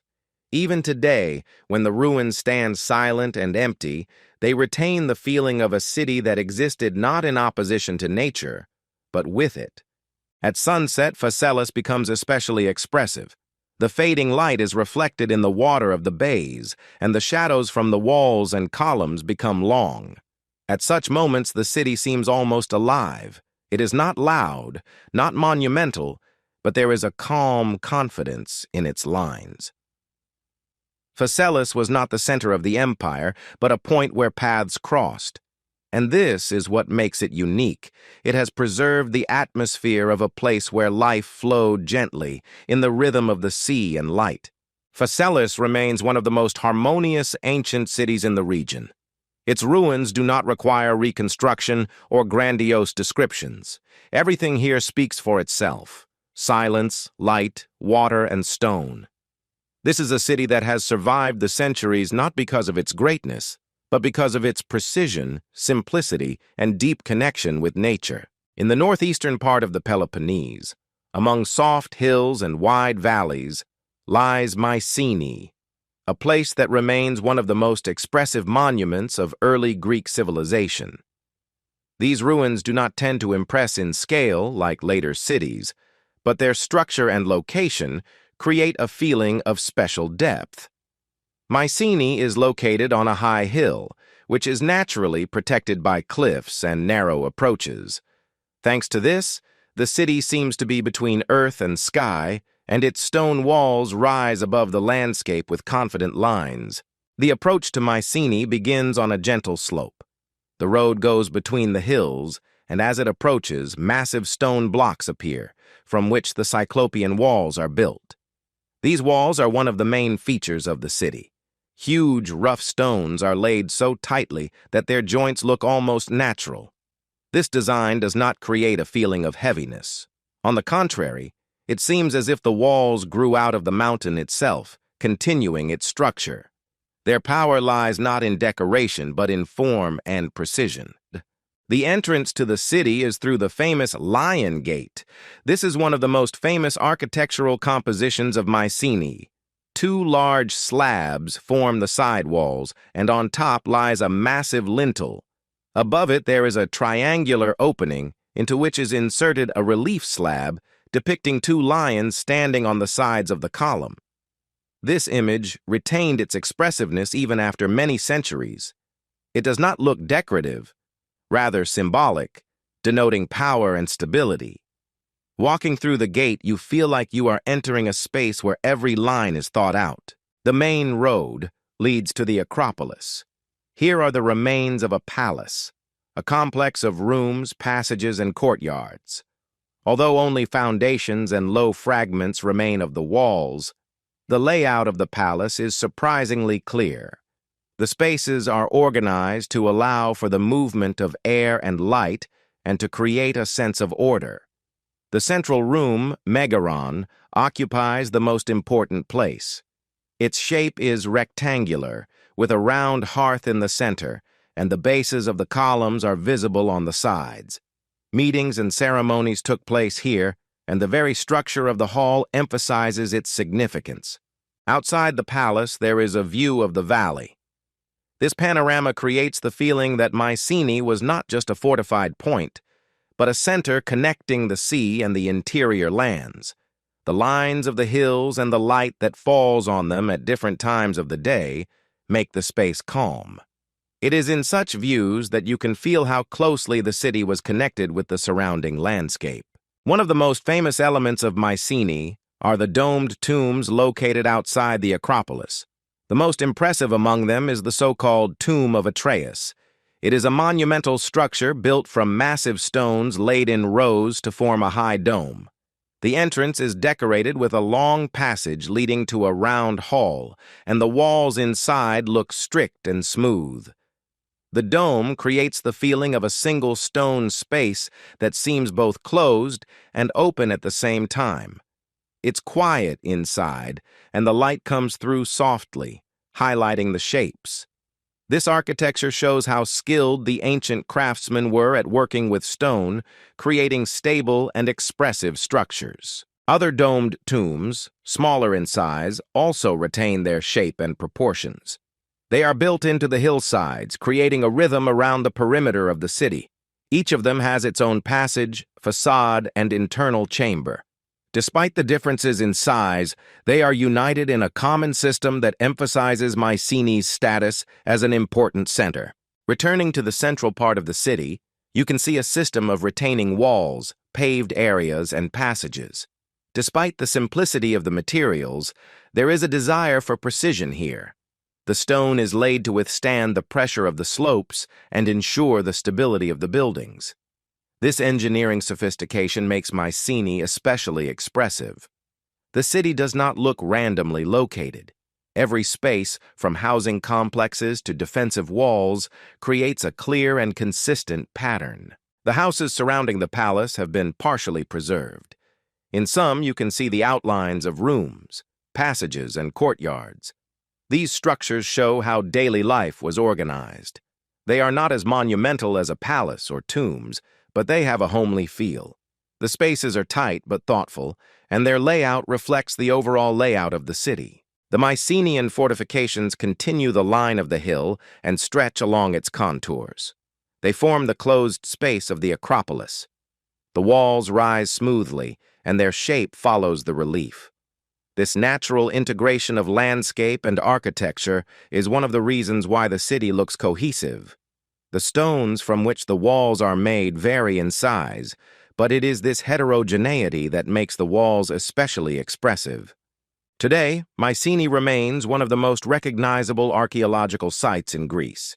There are no bright colors or luxurious decorations here. The city speaks through stone and form. He does not impose a story, but allows you to see it in lines, in structure, and in space. Mycenae retains the feeling of a city that reflects the early stage of Greek architecture, clear, austere, and stable. The soft light, the silence of the hills, the massive walls and views of the valley create a space in which antiquity is felt not as the past, but as part of the present. Mycenae remains a place where architecture and landscape form a single whole, preserving the memory of a city that has survived the centuries. In northern Tunisia, where gentle hills meet broad plains, lies Bula Regia, one of North Africa's most unusual ancient cities. Its peculiarity is immediately noticeable. Some of the buildings have been preserved not only in the above-ground structure, but also underground. These underground villas make Bula Regia unique among ancient cities. Light, stone, air, and depth are combined here into a single architectural rhythm that shows how the inhabitants adapted to the hot climate of the region and how architecture could unite different levels of space. The approach to the archaeological area passes through a gently sloping plain. The horizon lines are calm, and thanks to this, the ruins are visible from afar. The first thing that opens before the visitor is a wide area with smooth stone slabs. It served as the entrance to the city part. The straight lines of the square create a sense of order, and the soft light reflected from the stone emphasizes the geometry of the space. There are no massive walls that limit the view. On the contrary, the space is open, and thanks to this, the city is perceived as part of the landscape. Immediately behind the square, there begins a street paved with slabs. It runs in a straight line, and along its sides are the remains of houses, shops, and small public buildings. These structures retain foundations and wall fragments that show the original proportions. The light passes between them evenly, creating soft shadows. The street leads to the city center, where the most significant buildings are located. One of the main objects of Bulla Regia is the Forum. It is a rectangular area surrounded by columns that once supported covered porticos. Today, the columns lie in fragments, but their bases maintain rhythm. The slabs of the square are smoothed by time, but remain solid. The light falls evenly on the surface, emphasizing the structure. The Forum was the center of city life, and its proportions show that residents sought to create a space where movement and gathering occurred naturally. Next to the Forum is a temple dedicated to a goddess revered by the locals. The temple stood on a terrace, and its columns rose above the city in vertical lines. Today, part of the base and several fragments of columns have been preserved. Despite the destruction, the structure of the temple is easy to read. The terrace is open to the wind, and light passes freely across its surface. This openness makes the space expressive. The temple was not massive, but its proportions emphasized calm and importance. Going a little lower, you can see the ruins of Roman baths. These baths retain the general plan: halls for hot water, cool rooms, swimming pools. The walls of the baths are partially destroyed, but you can see arches, niches, and fragments of the heating system. The light passes through the destroyed areas of the ceiling and creates soft lighting. The stone floors look smooth, and it is easy to imagine people moving across them. The thermal complexes of Bulla Regia were an important part of social life, and their architecture reflects the desire for ordered space. Then the most unusual part of the city opens up: underground houses.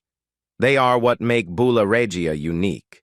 These houses were built in such a way that the first level was on the surface and the second underground.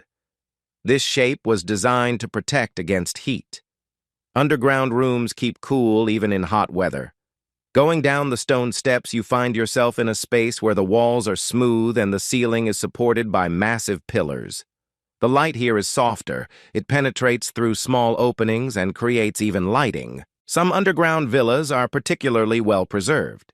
In them, you can see mosaics lined with colored stones. Mosaics depict geometric designs, figures, plants. Despite the time, the lines of the patterns have been preserved clearly. The light falling on the mosaics emphasizes their depth. Such floors made houses not only functional, but also aesthetic. One of the most famous villas, the Villa of the Hunt, has a large room with a mosaic depicting a scene of a lion hunt. The mosaic is laid out with neat tiles. These tiles create an image that looks seamless. Light passes over the surface of the mosaic and highlights the details. This room is located on an underground level, and thanks to this, the mosaic is better preserved than in many other places in the ancient world. The space around the room is organized so that air circulates freely. Stone walls create a feeling of stability. The underground villas of Bulla Regia were not completely enclosed. The ventilation system ensured air movement. This made the interior spaces comfortable. The passages between the rooms are narrow, but the proportions are even. Light entering through small windows creates soft shadows.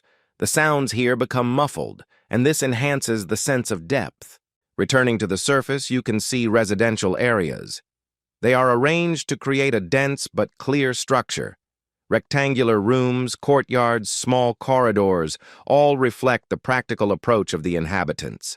The light passes between the walls evenly, and this makes the space calm. Residential areas show the everyday life that complemented the monumental structures. On the outskirts of the city are the ruins of a theater. The theater is built into the slope, and its steps rise in smooth arcs. The stage is positioned so that light falls on it during the day. Despite the destruction, the structure of the theater maintains a sense of order. The upper rows offer views of the hills. This panorama creates a sense of connection between architecture and landscape. Bulla Regia is surrounded by hills that make the area soft. The wind passes freely between the ruins. Light moves across surfaces, changing the shades of the stone. In the morning, the stone seems cold, and in the evening, it seems warm. It is this play of light that makes Bulla Regia special. Here, architecture is not separated from nature. It exists within it. Today, Bulla Regia remains one of the most impressive ancient cities in North Africa. She preserved not only the structure of the buildings, but also the sense of depth. Underground villas, terraces, temples, baths, and squares form a seamless space. Light and air become part of the architecture. The city conveys clarity, calm, and stability that has survived centuries. On the east coast of the island of Rhodes, where the rocky land lines rise above the sea in soft ledges, stands the Acropolis of Lindos, one of the most expressive architectural complexes in Greece. Its shape is determined by nature. The rock rising above the white houses of the modern city creates a natural platform on which ancient craftsmen built temples, porticos, and fortifications. Lindos is not hidden behind the hills. It is visible from afar, and its silhouette combines the straight lines of structures and the uneven outlines of the rock. The ascent to the Acropolis begins in the narrow streets of Lindos. White houses, their low walls, the color of the windows, and shady alleys create a feeling of calm. As the road rises higher, the space opens up. The view of the bay becomes wider, and the light reflects off the white plaster so softly that it seems as if the city was created to see the sea from any angle. Finally, the path comes to the steps leading to the fortress wall. Here the stone is already rough, old, with natural cracks. These walls belong to later periods, but they retain a form that directs movement towards the central spaces of the Acropolis. The first major structure is a monumental staircase from the Hellenistic era. It rises in wide steps, creating a smooth transition between the lower tier and the sacred area. The light falls evenly on the steps, and the shadows from the handrails and walls form a rhythm. The staircase does not require decoration. Its strength is in its structure, in the sequence of forms that lead upward. As you climb it, you feel that the space is becoming more open, and the sea is gradually taking up more and more space in the perspective. On the upper platform, there is a large portico created in the classical era. Its columns form a straight line and offer views of the bay. Despite the destruction, the portico retains its shape. The bases of the columns are aligned evenly, and the warm light emphasizes the smoothness of the stone slabs. This space looks as if it served not only as part of the architectural complex, but also as a platform for observing the sea, ships, and the horizon. There is a sense of silence here that connects architecture and landscape. Next to the portico are the remains of the sanctuary of Athena Lindia. The temple stood on a high terrace, and its columns rose above the rock, creating a vertical accent. Today, only fragments of the columns and the base of the walls have survived, but even they convey the structure of the temple. The space, surrounded by low walls, looks smooth and calm. The light falls on the slabs softly and emphasizes their shape. The terrace is open to the wind, and the movement of air becomes part of the space, creating the feeling that the architecture breathes in the same rhythm with the sea. Below is the famous bas-relief of a ship carved directly into the rock. It represents the prow of a trireme protruding above the stone steps. This bas-relief is one of Lindos's most expressive works. The light highlights his carvings and the shadows create depth. The image does not look decorative, but functional, as a reminder of the maritime character of the city, its connection with travel and trade. The bas-relief is built into the structure of the rock so naturally that it seems as if it has always been part of it. On the southern side of the Acropolis are the remains of early fortifications. Their walls follow the lines of the rock, and in places, the stone appears to have been minimally worked. These fortifications don't look heavy. They create a feeling of protected space that does not overwhelm, but rather emphasizes the natural shape of the hill. The view from these walls opens to the sea, and the horizon line runs calmly and evenly. The shadow from the walls makes the landscape soft, and the light passing between the stone blocks adds volume. Rising higher, you can see the remains of Roman buildings, small rooms, slab floors, fragments of arches. These elements create multi-layered space. They show that the Acropolis was used in different eras, and each period left its traces. Despite the difference in styles, the entire space maintains integrity. Classical forms coexist with Roman ones, and the architecture does not come into conflict, but develops into a single rhythm. An important element of Lindos is the views. The Acropolis is inextricably linked with the space around it. On one side, there is a deep bay, where the sea takes on dark shades closer to the horizon. On the other are the hills and white houses of modern Lindos. The panorama creates a calm and stable feeling. The lines of the roofed houses create a soft relief that passes into the rock and then into the stone structures of the Acropolis. This sequence of shapes makes the space cohesive and balanced. On the western side of the Acropolis, there are the remains of porticos. Their columns stood along a wide path that served as a transition between different areas. Today, only the foundations remain, but even they create rhythm. The stone slabs of the path are smooth, and the light reflects off them softly. The connection between architecture and movement is especially felt here. This area did not look ceremonial, but everyday, intended for the people who lived and worked on the Acropolis. During the warm part of the day, the structure of Lindos becomes especially expressive. The light rises up the steps, passes over the slabs, reflects off the columns, and disappears into the shadows of the rock. The wind passes freely between the walls, and the sound of its movement becomes part of the space. The Acropolis is open but protected, high but not overwhelming. Its architecture does not suppress the shape of the rock, but emphasizes it. This is why Lindos seems whole. The city, the rock, and the sea form one composition. Today, the Acropolis of Lindos remains one of the most atmospheric ancient spaces in Greece. He preserved not only the structure of the buildings, but also the rhythm of space in which architecture develops along with nature. Soft light, clean lines, sweeping views, and calm seas create a sense of stability. Lindos is a place where ancient architecture has not disappeared, but continues to exist as part of the landscape, maintaining a harmony that has survived centuries.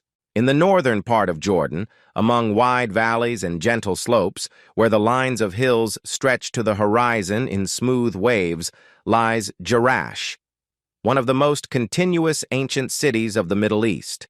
Its structure has been preserved so well that the city is perceived not as a collection of destroyed buildings, but as a space that continues to breathe. Here, streets, squares, temples, and theaters are united into a single system, where shapes and proportions are as clear as many centuries ago. The path to the city goes through gentle hills, and as you approach, a monumental arch appears, built in honor of the emperor's visit. This arch rises above the landscape with a confident form. It is not decorated with unnecessary elements, but its proportions convey solemnity. Walking under the vault, you feel the transition from open space to urban structure. Behind the arch, the street leads to one of the most expressive parts of Jerash, the elliptical square. The square has a soft oval shape, rare for Roman cities. It is paved with even slabs, and along its perimeter there are columns arranged in a smooth arc. The colonnade emphasizes the rhythm of space, and the light passing between the columns creates a play of shadows that changes throughout the day. The area looks open, but at the same time, solid. Here you can imagine the movement of people, trade, holidays. Its form does not press, but embraces the space, uniting the main streets around itself. From the square, the Cardo, the main street of Jerash, stretches up and into the distance. It runs through the entire city and is paved with large stone slabs. They bear traces of the wheels of ancient carts. Columns on either side of the cardo create a long corridor that directs the view forward. The light falls softly on the columns, emphasizing the details of the capitals. Cardo connects the most important buildings of the city, so walking along this street provides an opportunity to see the structure of Jerash as a whole. One of the key complexes of the city is the Temple of Artemis. It stands on an elevated terrace and dominates the landscape. A wide staircase leads to the temple. As you climb it, you feel how the space becomes more spacious. The columns of the temple rise in powerful vertical lines. Despite the destruction, they remain strong. The sky is visible between the columns, and this connection with the open space creates a feeling of harmony. The temple is not overpowering in its structure, but emphasizes the importance of sacred space in urban life. The theater is located nearby, one of the most atmospheric parts of the complex. The theater is built into the slope. Its stone steps rise in smooth arcs, creating a rhythm that emphasizes the shape of the arena. Light passes along the steps, changing the shades of the stone. The acoustics of the theater have been preserved so well that even a whisper can be heard in the upper rows. These heights offer views of the city and hills. The theater creates a sense of connection between cultural life and the surrounding landscape. Not far from the theater, there is a nymphaeum, a large city fountain. Despite the lack of water, its architecture remains expressive. Stone walls, niches, and decorative elements create a harmonious composition. The nymphaeum occupied a central place in the city's infrastructure, providing cooling and serving as a meeting point. The facade of the fountain, even in its ruined form, emphasizes the importance of water in the life of the city. Further along the cardo, there is a forum, a rectangular square surrounded by colonnades. The forum was the center of public life. Meetings were held here, trade issues were discussed, and ceremonies were held. The space of the forum is open. The light falls evenly on the slabs, emphasizing the strict lines of the columns. Despite the absence of upper ceilings, the forum retains its significance due to its proportions and shape. To the west of the forum are the remains of a basilica, a building where court hearings took place. Fragments of walls and column bases show the structure of the interior space. Light enters through the destroyed openings, creating soft lighting. Despite partial loss, the basilica retains a sense of order and clarity. Its shape emphasizes the importance of the administrative life of the city. The northern part of Jerash contains a complex of thermal baths. Their halls and rooms demonstrate a complex heating system. There are holes for hot air in the floor. The walls look strict, but the proportions of the halls convey a feeling of spaciousness. The thermal system was one of the most sophisticated parts of the city's infrastructure, and even now traces of engineering can be seen. Residential areas of Jerash are located on both sides of the main streets. The foundations of the houses have preserved the structure of the rooms, corridors, and courtyards. These spaces show everyday life. They do not look monumental, but convey the scale of the city and the density of buildings. Stone door thresholds, remains of columns, and laid slabs create a feeling of stability. The city walls and gates of Jerash are also partially preserved. Their massive stone blocks are precisely aligned. The walls follow the lines of the relief, covering the city with an even contour. In some places, towers have been preserved. They do not look massive, but create a feeling of protection. These fortifications highlight the strategic importance of Jerash. Jerash is surrounded by green hills that serve as a natural backdrop. Light passes along the slopes, creating soft shades. The city fits into the landscape so organically, as if architecture and nature have always existed together. This harmony is one of the reasons why Jerash remains so expressive. Today, Jerash is perceived as one of the most integral ancient cities in the region. He preserved not only the walls and temples, but also the rhythm of space. Streets, squares, and colonnades create a structure that has survived centuries. Jerash shows how a city can maintain clarity and stability while remaining part of the landscape. On the coast of Lebanon, where the sea line stretches in a long, even arc and soft waves calmly approach rocky ledges, lies Byblos, one of the oldest cities in the Mediterranean. Its structure, despite numerous eras, has remained surprisingly intact. Here you can see layers of time, but each layer does not hide the previous one. It only complements it, creating a space in which ancient architecture, natural lines, and modern rhythm are woven into one continuous pattern. Byblos appears not as a collection of ruins, but as a city that has retained a sense of stability. The approach to the archaeological zone runs along the streets of the modern city. White facades of houses, narrow alleys, shadows from awnings.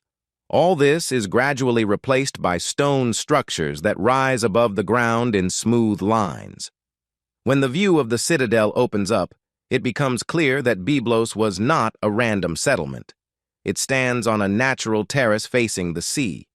This position made it possible to control the coast and use protected bays. The horizon line here seems especially calm.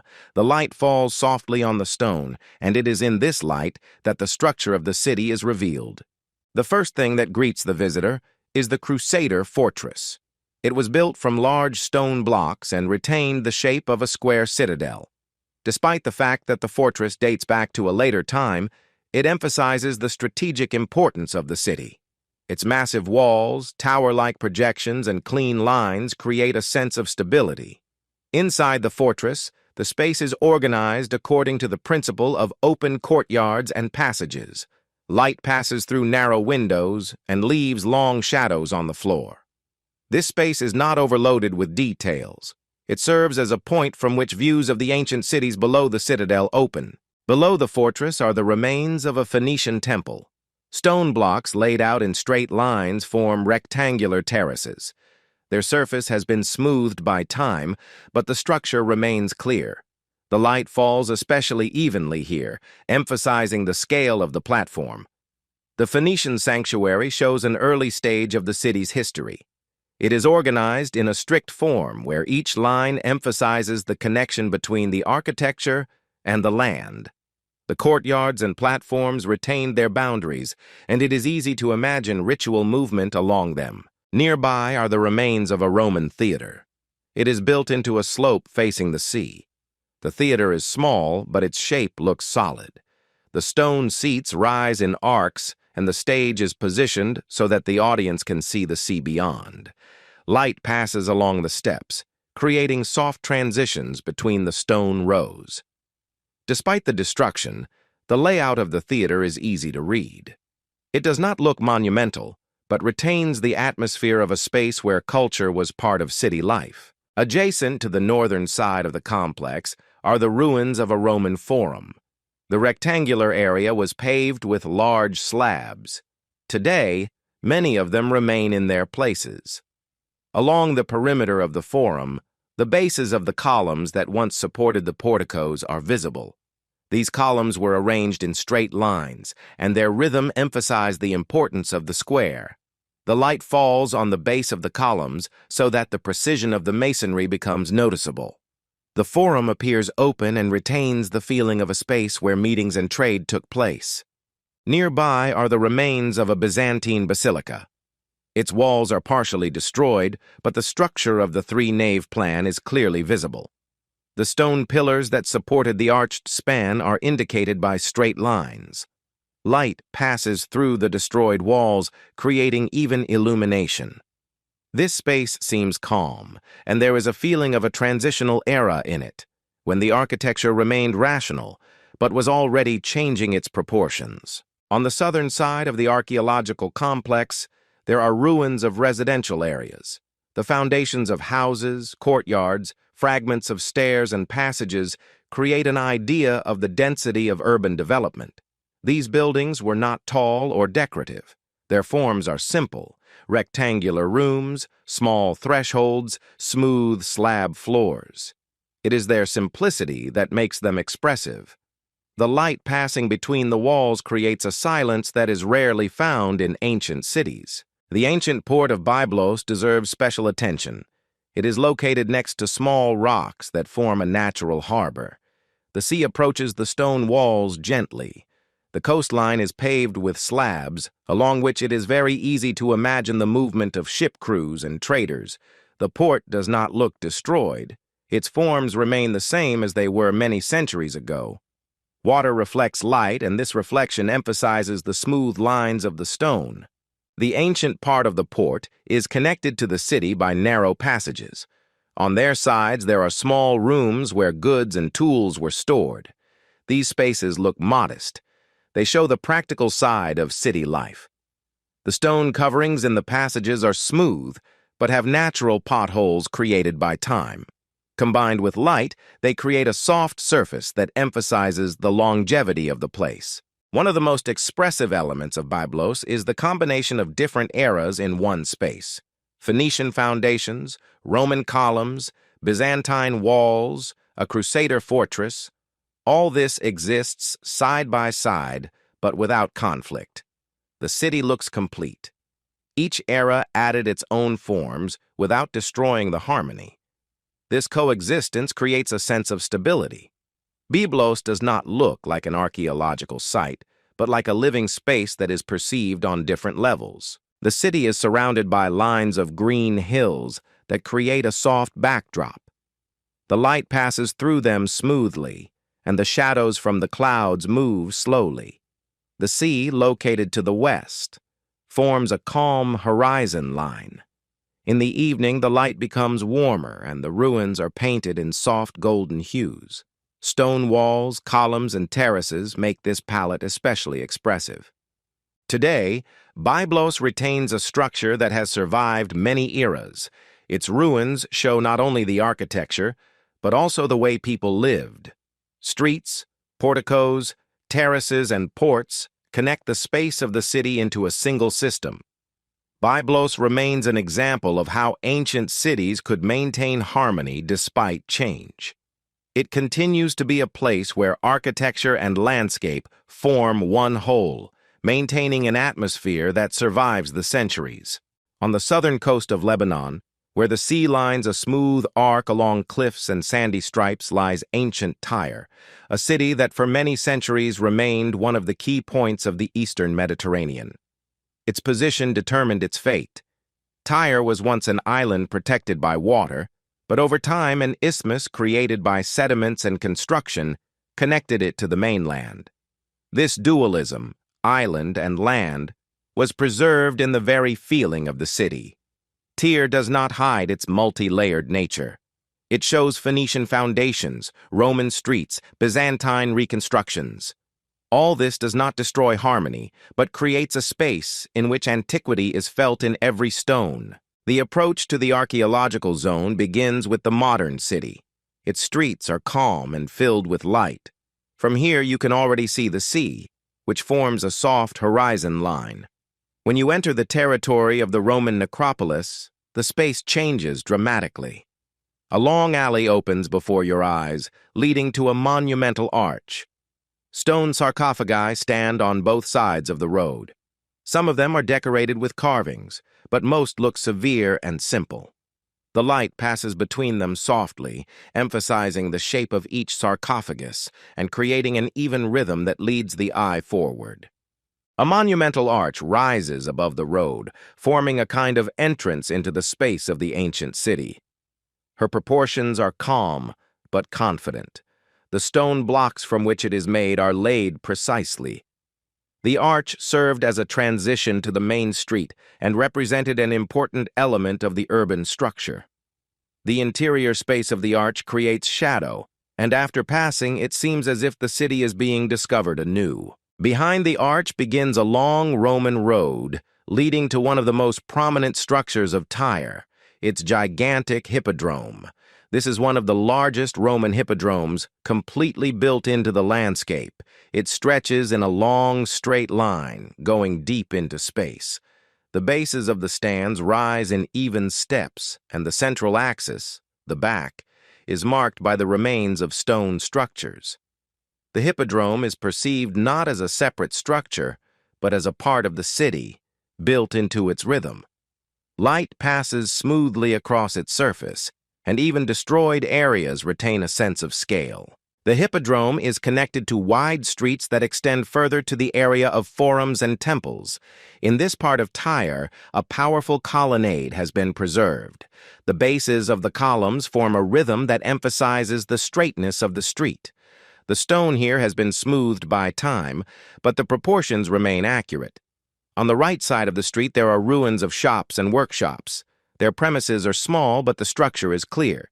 They convey a sense of the daily life of the city, where trade and craft were an important part of existence. Below the street is part of the ancient port.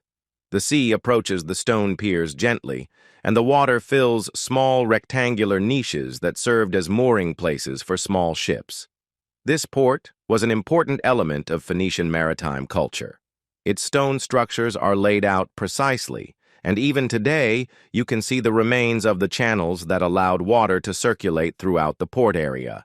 The light reflects off the surface of the water and creates a calm movement of highlights that emphasizes the shape of the stone bases. Moving further, you can see the ruins of the Roman baths. Their structure has been preserved so well that it is easy to imagine a system of hot air movement. Small, round hypocaust columns can be seen in the floor. The halls of the baths are neatly lined with stone slabs. Light passing through the destroyed sections of the walls creates soft, even lighting. Baths, like many other elements of the ancient city, were part of social connections. Their structure allows us to see how everyday life was organized. One of the most expressive areas of Tyre is the area located closer to the sea, where the remains of colonnades and terraces have been preserved. Stone slabs laid out in straight lines lead to a wide space that once served as a meeting center. On the left, there is a view of the sea. Here you can see how harmoniously Tyre is connected with water. The light reflects off the surface of the sea, and these reflections create the movement of shadows on the stone. Architecture and water look like a single space. On the western side of the archaeological area are the remains of residential areas. Despite the destruction, the layout of the houses remains legible. Rooms, small courtyards, corridors, stone thresholds and foundations convey the structure of privacy. These houses were not decorated with luxury, but their proportions and shape show rational planning. In these spaces, one can feel the rhythm of everyday life, which complemented the monumentality of the temples and the hippodrome. A special place in Tyre is occupied by the ancient island region, which was once separated from the mainland. The foundations of buildings, paved roads, and the remains of an ancient port have been preserved here. In this area, it is especially noticeable that the city literally faced the sea. Stone lines follow the jagged contours of the coastline. The light passing between the fragments of the walls highlights their structure. This island side of Tyre is a reminder of its ancient function, a city of sailors, traders, and travelers. The city is surrounded by soft lines of hills, and this landscape makes the space especially expressive. Evening light colors the stone in golden shades. The sea becomes calm, and the horizon levels out. Tyre appears to be a city that retains its ancient presence without destroying the space of modernity. It connects different eras, and each has left its mark on architecture. Today, Tyre remains one of the most atmospheric ancient cities in the Mediterranean. Its structure reflects multi-layered stories, and its space maintains a rhythm that has survived the centuries. The city continues to exist as a place where architecture and the sea form a single composition. Tyre remains an example of sustainability and harmony, reflecting the connection between man, nature, and time. In northern Morocco, among hills covered with olive groves and low grass, lies Volubilis, one of the most complete Roman cities on the African coast. Its forms have been preserved so clearly that the space is perceived as a city that was only temporarily left without people. There is no feeling of heavy ruins here. On the contrary, Volubilis looks calm, sunny, open to the landscape.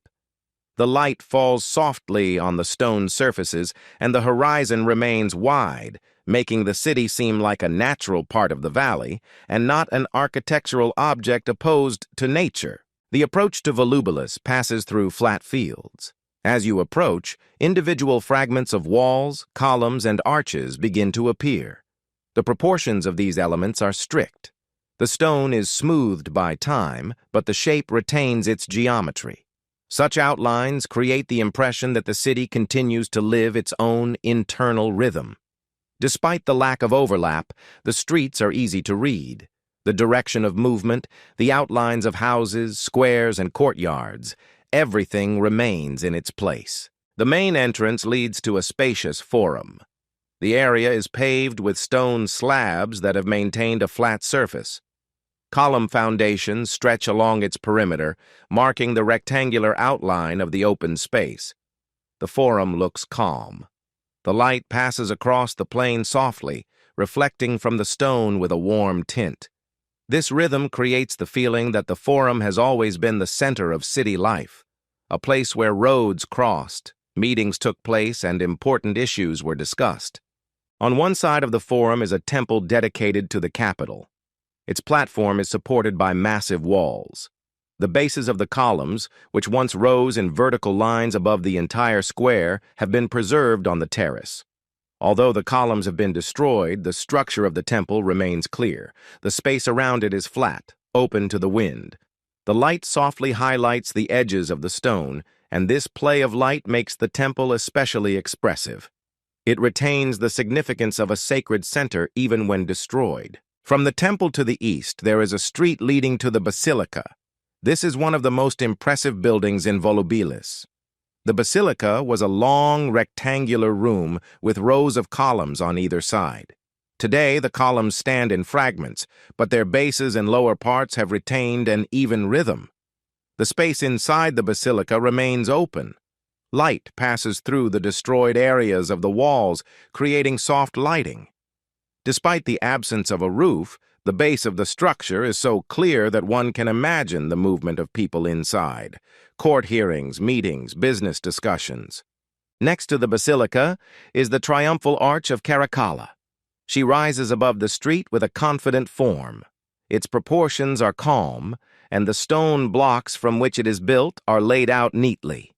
The arch creates a transition between parts of the city. Its arch forms a shadow, and the light passing through it forms a contrast between open and closed space. This is one of the structures that conveys a sense of monumentality without being overly decorative. From the arch, the street leads to residential areas. Houses with courtyards and rooms have been preserved here. Some buildings have remains of mosaic floors. Volubilis mosaics are considered among the most expressive in the region. Their shapes are geometric, and the images of animals and scenes are executed accurately. Despite the loss of bright colors, the lines of the drawings are clearly legible. These mosaics give the impression that private life was organized not only functionally, but also aesthetically. The streets of residential areas are paved with slabs. They run in straight lines, intersect at right angles, and form small areas. In some places, curbs and remains of drainage channels have been preserved. These elements indicate a developed water supply system and urban engineering. The light passes smoothly along the streets, emphasizing their structure. The houses are arranged to create a dense but orderly development. The scale of the premises is different. There are small rooms, large halls, courtyards. All this shows the diversity of city life. On the northern side of the city, there are thermal baths. Their halls and corridors are organized according to a strict system where each element is connected with water supply and heating. In some places, holes for the circulation of hot air and fragments of walls that supported the hypocaust have been preserved. Warm halls, cold pools, and passages between them create a structure that remains clear even today. Light enters the baths through destroyed openings, making the space both open and intimate. Volubilis is surrounded by hills that create a soft backdrop. The wind moves freely through the area, passing between the walls and columns. This wind becomes part of the structure of the city. It creates sounds that complement the silence. Evening light highlights the shape of the buildings. The stone takes on a golden hue and the contours become soft. At such moments, the city looks especially expressive. Near the residential areas, there are the remains of large rural houses. Here you can see utility rooms, press areas, and water channels. These houses show the connection of Volubilis with the surrounding countryside. The city was not isolated. He existed in close connection with the land, which produced crops. The space around the rural houses is simple, but its structure is clear. The city walls of Volubilis remain fragmentary. Their lines follow the relief, and this creates a feeling of natural protection. Despite the fact that the walls are not massive, they served the function of marking the boundaries of the city. The passages in the walls open smoothly, and the light passing through them again connects the architecture with the landscape. Volubilis remains one of the calmest ancient cities. It is not overloaded with monumentality. Its strength lies in the clarity of its lines. Streets, squares, porticos, mosaics, and houses create a harmonious structure that has survived centuries. Light, wind, and soft hills make the space expressive and solid. This is a city that has maintained a balance between architecture and nature. It continues to exist as one of the warmest and most vibrant ancient spaces in the region. On the southern coast of Sicily, where the sea forms a smooth blue line and the wind flows freely over the open hills, lies Selinunte, one of the most extensive and dramatic ancient Greek complexes in the region. Its ruins occupy a vast area, and every part of this space is open to the sun and wind. Selinunte is revealed gradually. It is not hidden in the folds of the relief. On the contrary, it stands on a high terrace facing directly to the sea. The light falls evenly on columns, walls, and stone blocks, emphasizing contours and creating a sense of calm, stable architecture that has survived despite centuries of destruction. The approach to the complex starts from a road that runs through soft hills. As we move towards the archaeological zone, the first stone fragments begin to appear. Individual columns, fragments of capitals, large rectangular blocks. They rise from the ground as if they continue the natural topography. When the silhouettes of the main buildings become visible ahead, it becomes clear that this place occupied a special position in the region. The temples stood at different levels, forming a system of visual accents, and each of them set its own direction of movement. On the eastern terrace is the most massive temple of Selinunte, a huge Doric structure that was once visible from afar to anyone approaching the city from the sea.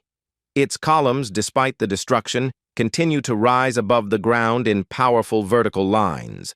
The stone from which they are created has been smoothed by time, but still retains a clear shape. Light moves across these surfaces during the day. In the morning it highlights cool, grayish hues, and in the evening it turns the stone golden. Thanks to these changes, the temple looks alive, as if it changes mood along with the sunlight.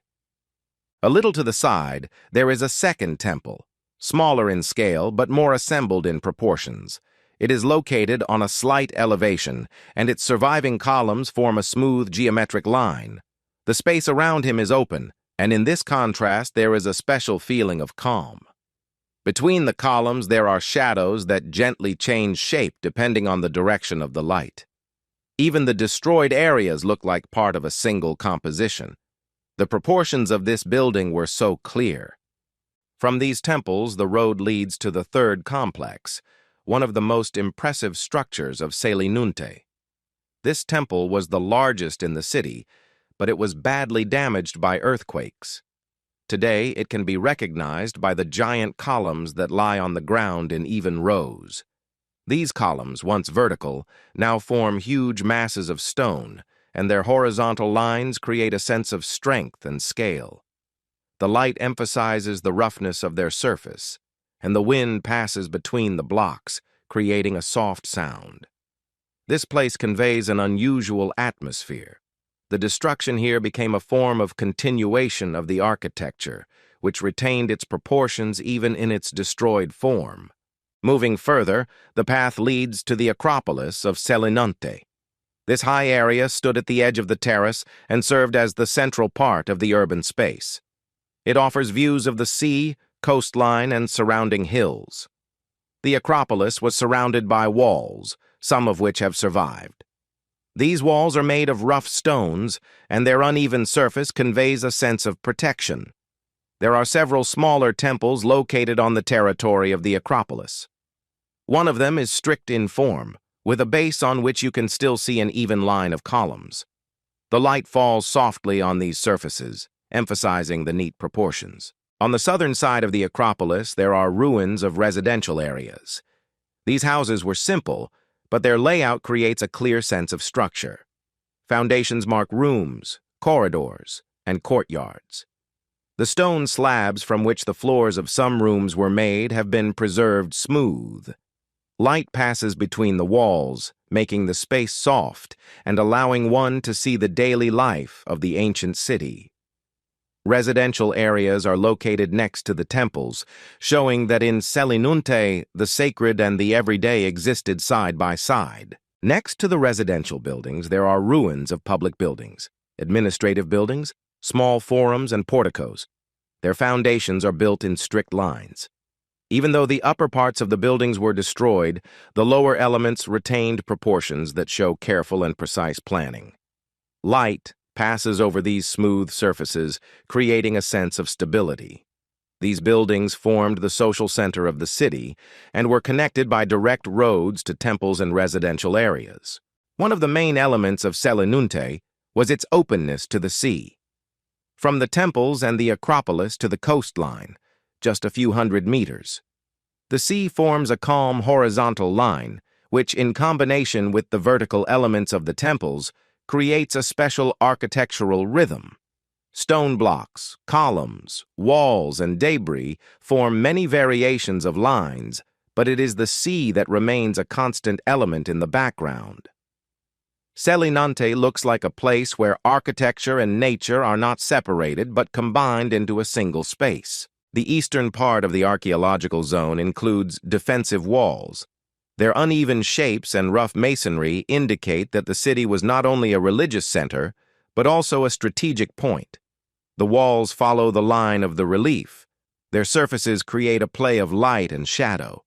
The tower projections form a rhythm that emphasizes the defensive function.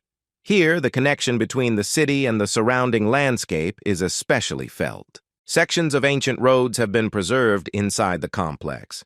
These roads are paved with slabs that lie flat. Some slabs have natural potholes that go thousands of steps deep. Light emphasizes the topography of roads, and shadows make the surface more expressive. These roads connected temples, houses, squares, and porticos, creating a single traffic pattern. Selinunte is surrounded by hills that rise gently from the coast. These hills form a tranquil skyline. Against their background, the architecture of Selinunte looks especially stable.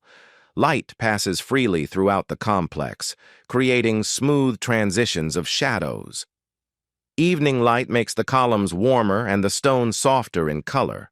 The wind passes between the ruins and becomes part of the atmosphere. It emphasizes the openness of space and its connection with nature. Today, Selinunte stands as one of the most integral and expressive ancient Greek complexes in the Western Mediterranean.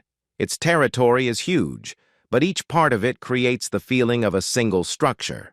Temples, the Acropolis, residential areas, roads, and walls form a harmonious space. Here, architecture and landscape exist together, maintaining the stability of an ancient world that has survived many centuries. In central Iran, among the broad plains and soft lines of the Zagros Mountains, lies an area that was once the first capital of the Achaemenid Empire. Pasargadae is not like the usual ancient cities with dense buildings and high walls. There is almost no feeling of a closed perimeter here. On the contrary, everything is built as if the architecture is deliberately pushed apart to let in as much air and light as possible. Against the open horizon, every platform, every column, and every staircase is especially clear. The approach to Pasargadae begins on a level road along a calm valley. As you approach the complex, the landscape changes slightly, the same soft changes in height, the same lines of distant mountains. It is against this neutral background that the main freestanding structure is especially noticeable, a tombstone monument traditionally associated with the name of the founder of the state. It stands apart from the rest of the buildings, on a low, raised base, and due to this it seems to be the center of an invisible axis around which the entire space revolves. The base of the monument is made of large stone blocks laid in even horizontal rows. Each top row is slightly smaller than the bottom, so the entire structure rises in steps. This simple geometry gives the impression of stability. The stone has been smoothed by time, but the clear outline of the steps remains. At the top of the base, there is a small closed chamber with a gable roof. Its walls are devoid of decor, and this is what makes the structure especially expressive.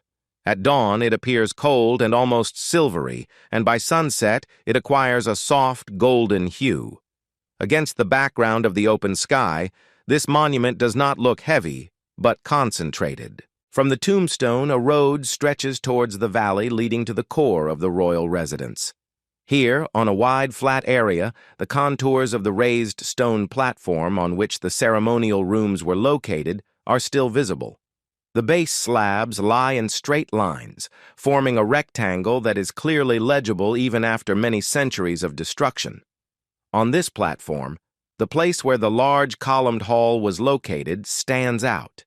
The columns are no longer there, but their bases have been preserved in the form of round stone bases.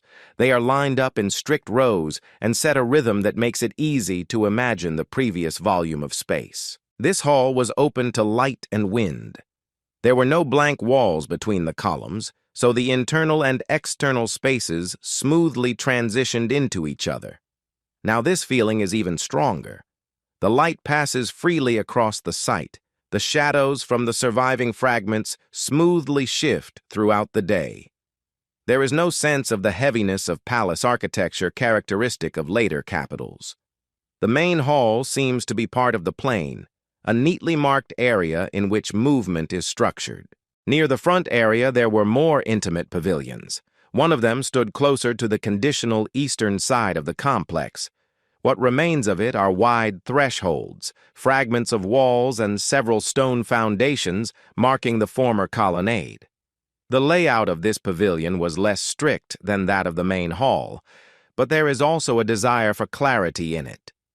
The rooms opened onto small courtyards, and the passages between them formed a soft route connecting the official part of the residence with the garden terraces. The gardens were one of the key elements of Pasargadae.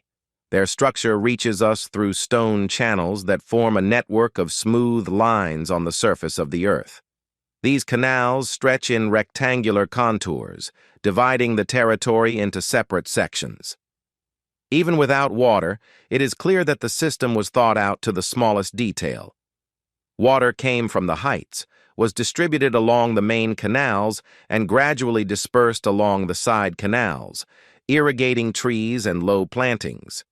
Now the canals are empty, but their depth and clarity make it possible to imagine the movement of water as part of the architecture. Light falls into these recesses differently than on flat slabs, and due to the play of light and shadow, the garden grid begins to read like a drawing. A little further from the gardens is another raised platform, which contained a large reception room. Here, the lines of the walls and a series of stone bases are preserved, forming a rectangular interior space. This room was oriented to provide a wide view of the plain and surrounding mountains. Even now, standing at its level, it is easy to feel that the architects consciously included distant views into the composition. The plane of the floor, the edge of the platform, and the horizon line form one calm geometry. Ancient roads run between the main buildings. They are paved with large slabs, which in some places are almost completely preserved. The slabs lie flat, but some have visible cracks and natural potholes. These irregularities do not disturb the general order. Light emphasizes them, adding relief to the surface. People, processions, and carts moved along these roads. Today, only the wind moves along them, but the direction remains the same. Roads connect the tomb monument, the state residence, pavilions, and gardens, turning individual buildings into a single system. In the northern part of the complex, fragments of a high rectangular tower have been preserved. It stands separately, slightly away from the main platforms. Its walls are made of neatly hewn blocks. The upper part has been destroyed, but the preserved height still makes a strong impression. The vertical of the tower contrasts with the horizontal of the plain and low platforms. The light glides across its surface, emphasizing the evenness of the stonework. The purpose of this structure is not completely clear, but its position and shape indicate a special role in the overall composition. In the surrounding area, other fragments of buildings are also visible. The remains of walls, the foundations of small halls, traces of utility rooms. They are not located in a dense ring, but in separate groups. Thanks to this, there is a lot of free space between them. There is a feeling that the city was scattered across the plain in large blocks, between which air moved. This distinguishes Pasargadae from later centers, where architecture tended towards density. The landscape remains an important part of the perception of the complex. The surrounding plain appears almost flat, but if you look closely, you can see the gentle slopes on which the platforms and pavilions stand. Mountains stretch on the horizon, their lines are smooth and calm. The light changes throughout the day, and the background of the architecture changes with it. In the morning, the stone seems colder. In the afternoon, neutral. In the evening, warm. The wind passing between the ruins creates a soft sound that emphasizes the silence. Today, Pasargadae does not impress with the height of the walls or the complexity of the decor. His strength lies elsewhere. Everything here is built on clear proportions, open space, and the interaction of architecture with the landscape. A tombstone on a separate platform, a columned hall on a raised platform, pavilions, garden canals, roads, and a tower form a single composition. She does not impose her story, but allows her to be seen in lines, planes, and distances. For archaeologists, this space remains a convenient open-air laboratory. Each new excavation here does not cut through the dense urban fabric, but only clarifies the already read drawing. Fragments of columns, fragments of reliefs, traces of coloring on the stone add details, but do not change the overall impression. Even temporary decking and protective structures are tried to fit in such a way as not to violate the main principle of Pasargadae. Architecture should remain an extension of the plain and not an attempt to dominate it. Pasargadae remains one of the calmest and brightest monuments of ancient Iran, showing how power can be built not through heaviness, but through the clarity and openness of space. In the southern part of modern Turkey, where the Çukurova Plain stretches across wide horizons, lies the ancient Tarsus, a city that for many centuries served as a crossing point. It lies between the coast and the interior, and this position has determined its architectural structure. Many civilizations have left their mark here, but the city does not look chaotic. Its space is unified into a clear system of streets, squares, gates, and underground levels that have retained a sense of ancient order. The approach to the old part of Tarsus begins through modern quarters, where buildings stand in dense lines, and only isolated fragments of antiquity remind of the depth of history. As the road descends closer to the center, the lines of ancient streets hidden underground become visible. The first major space that opens up to the visitor is the area known as the Cleopatrine Gate. Today, only part of the structure has survived, but even this allows you to imagine the scale. The stone blocks are laid evenly, and the shape of the gate creates a feeling of transition between the worlds, modern and ancient. The light falls softly on the surface of the stone, emphasizing its texture. The passage under the arch creates a shadow, and this shadow becomes part of the structure. Not far from the gate is the so-called Roman Way, one of the most expressive elements of Tarsus. This section of the ancient road is particularly well preserved. The slabs are laid out in wide, even lines. On some slabs, Traces of the wheels of ancient carts are visible. The light passing along the surface of the road emphasizes its smoothness and fluidity. The road has a slight slope, which creates a feeling of movement. She goes deep into space, forming a rhythm of slabs, seams, and shadows. This fragment gives an idea of what Tarsus looked like in Roman times and shows the city's connection to the trade routes that pass through it. Next, the space opens up to the ruins of an ancient market. Despite the destruction of the upper parts of the building, the foundations retained their rectangular shape. This market was part of the city's trading system. Stone walls mark the perimeter of the rooms, and inside you can see the remains of niches and passages. Light penetrates through the destroyed areas, creating soft lighting. The market was not huge, but its proportions show the importance of trade in the daily life of Tarsus. One of the most impressive buildings in the city is the ancient underground water tunnel. It is located below street level and consists of a long corridor carved into stone. The tunnel walls are smooth, and the ceiling is arched. Despite the absence of water, the structure retains a sense of movement. Light enters through small holes and creates soft shadows. These shadows follow the lines of the walls, making the space feel like part of a living system. The tunnel shows the advanced engineering that existed in the city. It served to distribute water between different quarters. In the central part of the archaeological zone, there are ruins of ancient baths. These thermal baths have retained the general structure: halls for hot and cold water, small pools, and relaxation rooms. The floors of some rooms are tiled, and channels for air circulation are visible in the walls.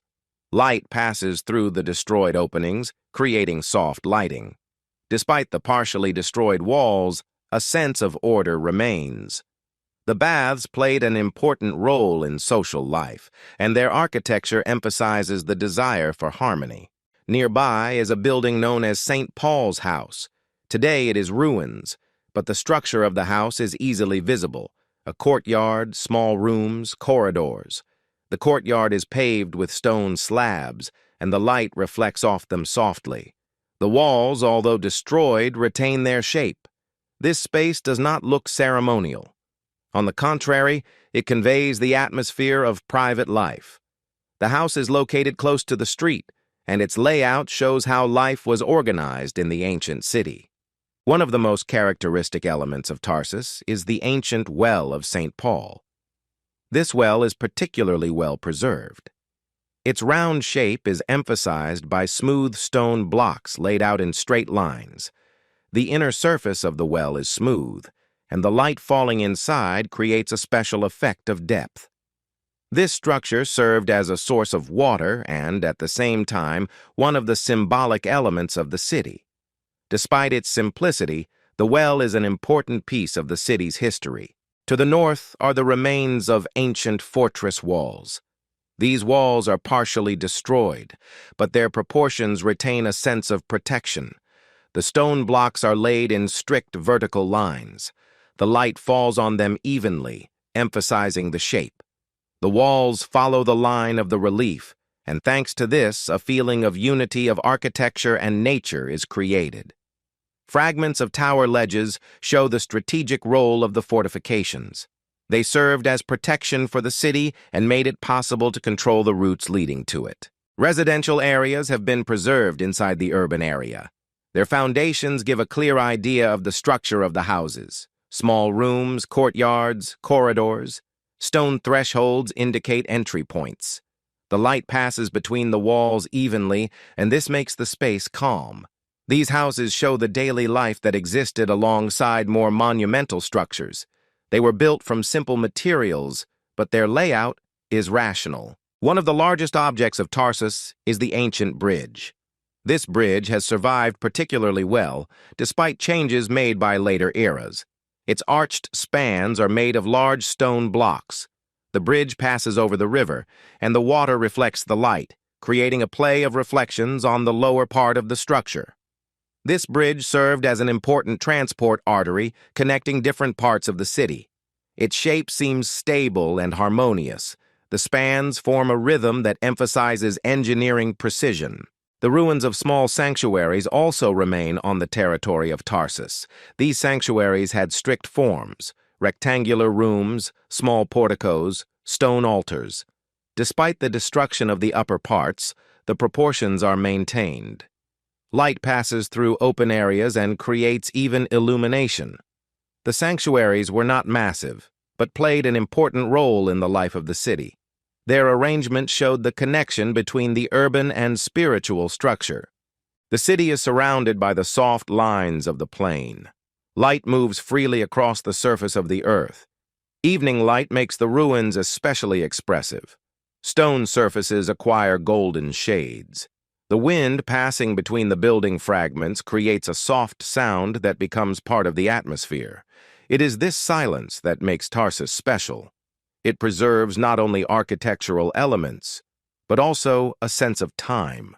Today, Tarsus remains an ancient city, where the street structure, temple ruins, underground corridors, bridges, and residential areas form a coherent space. Light, stone, and air make him alive. Tarsus conveys architectural clarity and stability. The city continues to exist as a place where ancient forms are preserved within the modern world, creating a unique sense of depth and silence that has survived the centuries. In the southern part of Syria, among the flat plateaus and soft lines of basalt hills, lies the amphitheater of Bosra, one of the most solid and monumental structures of Roman architecture in the East. Its shape, hidden in the thickness of the ancient citadel, immediately creates a feeling of stability. The stone here is unusual, not light limestone typical of the Mediterranean, but dark basalt, which sets a strict rhythm for the space. Thanks to this, the amphitheater looks not only monumental but also integral. The light falls evenly on its surface, emphasizing clear lines and deep shadows. The approach to the complex begins from the outer walls that surround the amphitheater. These walls date from a later period and were part of a fortress built around a Roman structure. Tall tower elements, massive openings, and smooth vertical lines make the space large. Light passes over the surface of the wall, highlighting the dark shades of basalt. The internal path leads through a narrow passage, which leads into a space where the first outline of the amphitheater can be seen. It is this transition from a narrow, almost chamber corridor to a wide hall that creates a feeling of opening up the space. Once inside, you find yourself in front of a huge semicircle of steps. The amphitheater has several levels, each of which rises above the previous one in a smooth curve. The basalt slabs of the steps are well preserved and their surface is smooth. Light passing through them creates long horizontal lines. This makes the space clear. The rows rise evenly, and the transitions between levels are marked by wide aisles. These passages form the structure by which spectators ascend to their seats. Despite the destruction of individual sections, the overall rhythm was preserved. The central part of the amphitheater, the orchestra, has a semicircular shape. It is lined with stone slabs that lie flat. Light reflects softly from surfaces. The orchestra served as a performance space, and its position emphasizes the importance of the stage. The stage is located above the orchestra level. Its shape is rectangular, and the back is supported by a high wall. This wall is one of the most impressive parts of the amphitheater. It consists of several tiers of niches, columns, and arches. Despite the lack of decorative decoration, the structure appears complex due to the rhythm of vertical and horizontal lines. The back wall of the stage is built of basalt. The stone blocks are laid out precisely, and the light highlights their edges. This wall doesn't look heavy. On the contrary, it creates a sense of order. Arched elements and niches are arranged symmetrically. Their proportions show how carefully the acoustics have been thought through. It is the acoustic properties of the Bosra amphitheater that are considered one of the best in the Roman world. Even a quiet voice is reflected from the surface of the wall and spreads across all levels. Behind the stage, there is a system of corridors that served for the movement of actors and technical staff. These corridors are narrow, but their walls are smooth. Light enters through small holes. These rays create soft shadows that highlight the shape. The corridors form a network connecting different parts of the stage. Thanks to this, the theater functioned as a single space. Under the amphitheater, there are underground levels. Their walls are made of basalt blocks. It feels cool here. Light entering through the holes is reflected from the stone and creates even lighting. These levels were used to store equipment.